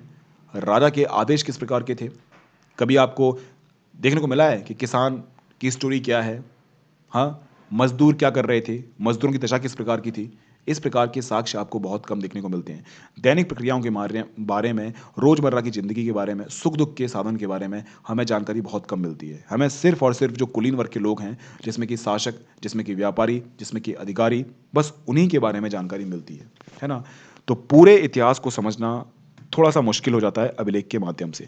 इसके अलावा अभिलेख हमेशा उन्हीं व्यक्तियों के विचार व्यक्त करते हैं जो उन्हें बनवाते हैं। जैसे कि अशोक ने बनवाया तो अशोक के विचार ही उस पे लिखे होंगे, धम्म की नीति लिखी होगी। अब जैसे कि एक आम आदमी है, आम आदमी क्या सोचता है? आम आदमी के बारे में कोई भी विचार वहां पर उपलब्ध नहीं होगा। इसलिए इन अभिलेखों में व्यक्त विचारों की समीक्षा अन्य विचारों के परिप्रेक्ष्य में करनी होगी ताकि अपने अतीत का बेहतर ज्ञान हो सके। ये सब कुछ अभिलेख की कमियां थी। अर्थात राजनीतिक आर्थिक इतिहास का पूर्ण ज्ञान मात्र अभिलेख से प्राप्त नहीं होता है। साथ ही इतिहासकार प्राय प्राचीन और अर्वाचीन दोनों प्रकार के प्रमाणों पर आशंका व्यक्त करते हैं। 19वीं सदी के आखिरी दशकों में और 20वीं सदी के प्रारंभ में इतिहासकार के प्रमुख राजाओं के इतिहास में रुचि रखते थे। आप इस बात को ध्यान रखना, कभी कभी ऐसा होता है कि हमें सिर्फ और सिर्फ अभिलेख के बारे में जानकारी मिलती है, वो समाज के बारे में, कभी कभी हमें राजनीति के बारे में, कभी कभी हमें आर्थिक के बारे में। अगर ऐसा हमें कोई सोर्स मिल जाए जिसमें आर्थिक, राजनीतिक, सामाजिक सभी चीज़ें लिखी हों तो उस स्रोत को हम लोग जो है एक आधार बना सकते हैं इतिहास का। लेकिन कभी कभी हमें राजनीतिक मिलती है, कभी कभी हमें आर्थिक मिलती है और कभी कभी हमें सामाजिक मिलती है, तो प्रॉब्लम क्रिएट हो जाती है हमारी। ओके। इसी प्रकार से 20वीं सदी के मध्य आर्थिक परिवर्तन विभिन्न सामाजिक समुदायों के उदय के विषय में महत्वपूर्ण बन गए। हाल के दशकों में ऐसे समुदायों के प्रति इतिहासकारों की रुचि बढ़ी जो सामाजिक हाशिए पर रहे हैं। संभवतः प्राचीन स्रोतों पर पुनर्विचार किया जाएगा और विश्लेषण की नई विधियां विकसित होंगी। ध्यान रखना कि अभिलेख के माध्यम से राजा के बारे में मालूम चल रहा है, अभिलेख के माध्यम से हमें व्यापारियों के बारे में मालूम चल रहा है, अभिलेख के माध्यम से राजा का जो प्रशासन था उसके बारे में हमें मालूम चल रहा है। लेकिन आप समझिए कि समाज का जो वंचित वर्ग है, शोषित वर्ग है, उसके बारे में जानकारी मिल रही है कि उनके साथ क्या होता था। आज के समय पर तो सोशल मीडिया है, तो सोशल मीडिया के माध्यम से व्हाट्सएप पे, फेसबुक पे इस प्रकार के जो वीडियो वायरल हो जाते हैं कि देखो दलितों के साथ जो है ये व्यवहार हो रहा है, दलितों को जो है घोड़े पे से उतार दिया। लेकिन उस समय पर क्या था माध्यम? उस समय पर दलितों के साथ, महिलाओं के साथ और जो जनजातियां हैं उनके साथ किस प्रकार का व्यवहार होता था? क्या समाज में भेदभाव था या फिर नहीं था? इसकी स्पष्ट जानकारी हमें अभिलेख से प्राप्त नहीं होती है। समझ में आया आपको? इसीलिए पूर्ण रूप से अगर देखा जाए कि अभिलेख को साक्ष्य बनाया जाए तो ये थोड़ा सा मुश्किल वाला काम हो जाएगा, है ना। ये टेबल मैंने थोड़ा सा आपको बताई है, प्रमुख राजनीतिक और आर्थिक विकास कब, कहाँ, कैसे हुए थे, है ना। धान की रुपाई अगर देखा जाए तो ये टेबल आप थोड़ा सा देख लेना एक बार, है ना। लगभग 600 से 500 ईसा पूर्व धान की रुपाई गंगा घाटी में नगरीकरण होना स्टार्ट हुआ था। महाजनपद काल आ गया था और आहत सिक्के का बनना स्टार्ट हो चुका था। अगर हम लोग बात करें 500 से 400 ईसा पूर्व, तो आपके जो मगध के शासक हैं उनकी सत्ता पर पकड़ स्टार्ट, देखो एक मिनट को हम लोग देख लेते हैं एक बार। देखो, हम लोग बात करें कुछ कालक्रम के बारे में। 600 से 500 ईसा पूर्व धान की रुपाई स्टार्ट हो चुकी थी। गंगा घाटी में जो है नगरीकरण स्टार्ट हो चुका था और वहाँ पर नई राजधानी बनना स्टार्ट हो चुकी थी। महाजनपद काल आपका स्टार्ट हो चुका था। आहत सिक्के भी ढलना स्टार्ट हो चुके थे। 500 से 400 ईसा पूर्व में क्या विकास हुआ था? 500 से 400 ईसा पूर्व के समय पर ये जो आपके मगध के शासक हैं उनकी सत्ता पर जो है पकड़ स्थापित स्थापित हो चुकी थी। देखो, धनानंद आपने सुना होगा, है ना। धनानंद के समय पर मगध साम्राज्य एक बहुत बड़ा साम्राज्य बन चुका था। 327 से 325 ईसा पूर्व में सिकंदर का आक्रमण हुआ था और इसी समय पर कहीं ना कहीं चंद्रगुप्त मौर्य ने मौर्य साम्राज्य की स्थापना की थी चाणक्य की सहायता से। लगभग 272 से 268 ईसा पूर्व की हम लोग बात करें, ये था आपका अशोक का शासन। हम बात करें 185 ईसा पूर्व की, तो मौर्य साम्राज्य का अंत हो चुका था 185 ईसा पूर्व के समय पर। 200 से 100 ईसा पूर्व की हम लोग बात करें, तो यहाँ पर दक्षिण भारत में हम लोग बात करते हैं तो चोल, चेर और पांडे और सातवाहन अस्तित्व में आए। और पश्चिमोत्तर की बात करते हैं तो यहाँ पर शक, ये जो विदेशी शासक थे उनका शासन स्थापित हो चुका था। हम बात करें 100 से 78 ईसा पूर्व की, तो कनिष्क यानी कि जो कुषाण था ये भी विदेशी शासक थे, इनका राजरोहण हुआ और इसने भी उत्तर पश्चिमी क्षेत्र में अपना शासन स्थापित किया।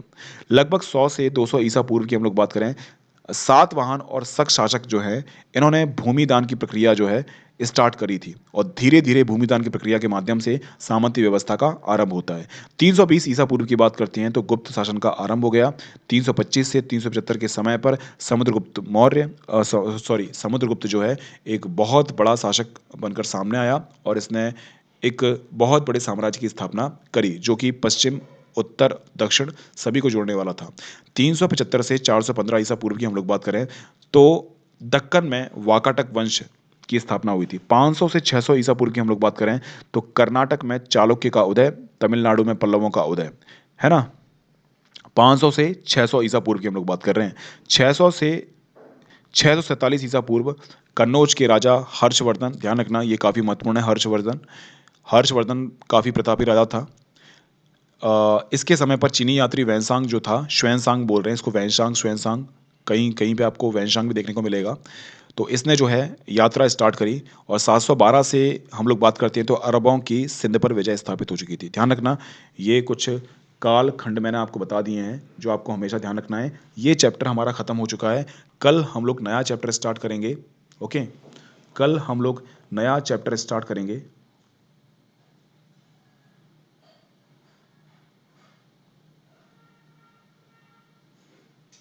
चलो एक क्वेश्चन मैं आपको देता हूं, इस क्वेश्चन को आप लिखना।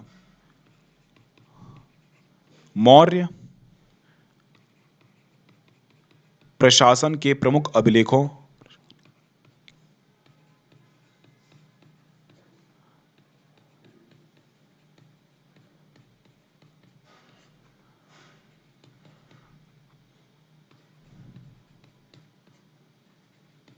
चर्चा कीजिए। अशोक के अभिलेखों में इनमें से कौन कौन से अशोक के अभिलेखों में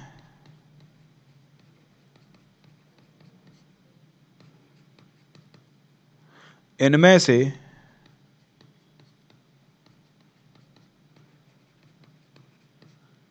कौन कौन से तत्वों के प्रमाण मिलते हैं?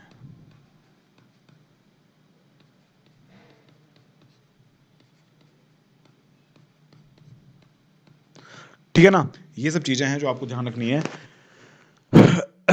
ये भी कुछ चीजें मैंने आपको बता दी। ओके, ध्यान रखना। और ये है, अगर आप कोई ढंग से तैयारी करना चाहते हो कॉम्प्रिहेंसिव वे में तो आप अनअकैडमी को ज्वाइन कर सकते हैं। 1 साल 2 साल 3 साल की जो फीस है आप देख सकते हैं। इसमें आपको BS लाइव कोड का यूज़ करोगे तो इंस्टेंटली आपको 10% का डिस्काउंट मिल जाएगा, है ना। और ये है आपके पास आइकॉनिक। आइकॉनिक की भी फीस आप देख सकते हैं। इसमें भी आप BS लाइव कोड का यूज़ करें तो इंस्टेंटली आपको 10% का डिस्काउंट मिल जाएगा और आप मेरे साथ जुड़ जाओगे। ओके, आप जब भी एडमिशन लें तो BS लाइव कोड का यूज़ कर लें। ओके, चलो ठीक है। आप सभी के सहयोग के लिए बहुत बहुत धन्यवाद। कल फिर से मिलते हैं एक नए उत्साह के साथ, एक नए चैप्टर के साथ। कल हमारा चैप्टर होगा बंधुत्व, जाति और वर्ग। मैं चाहता हूं कि साथ साथ में आप चैप्टर को भी पढ़ें, जिससे कि आपको जो है चीज़ें और अच्छी तरीके से समझ में आना स्टार्ट हो जाएं। ओके, चलो ठीक है, हम लोग कल फिर से मिलते हैं। तब तक के लिए आप सभी के सहयोग के लिए बहुत बहुत धन्यवाद। चलिए, रिवीजन करते रहिए, पढ़ते रहिए और इसी प्रकार से हमारा साथ बना रहेगा।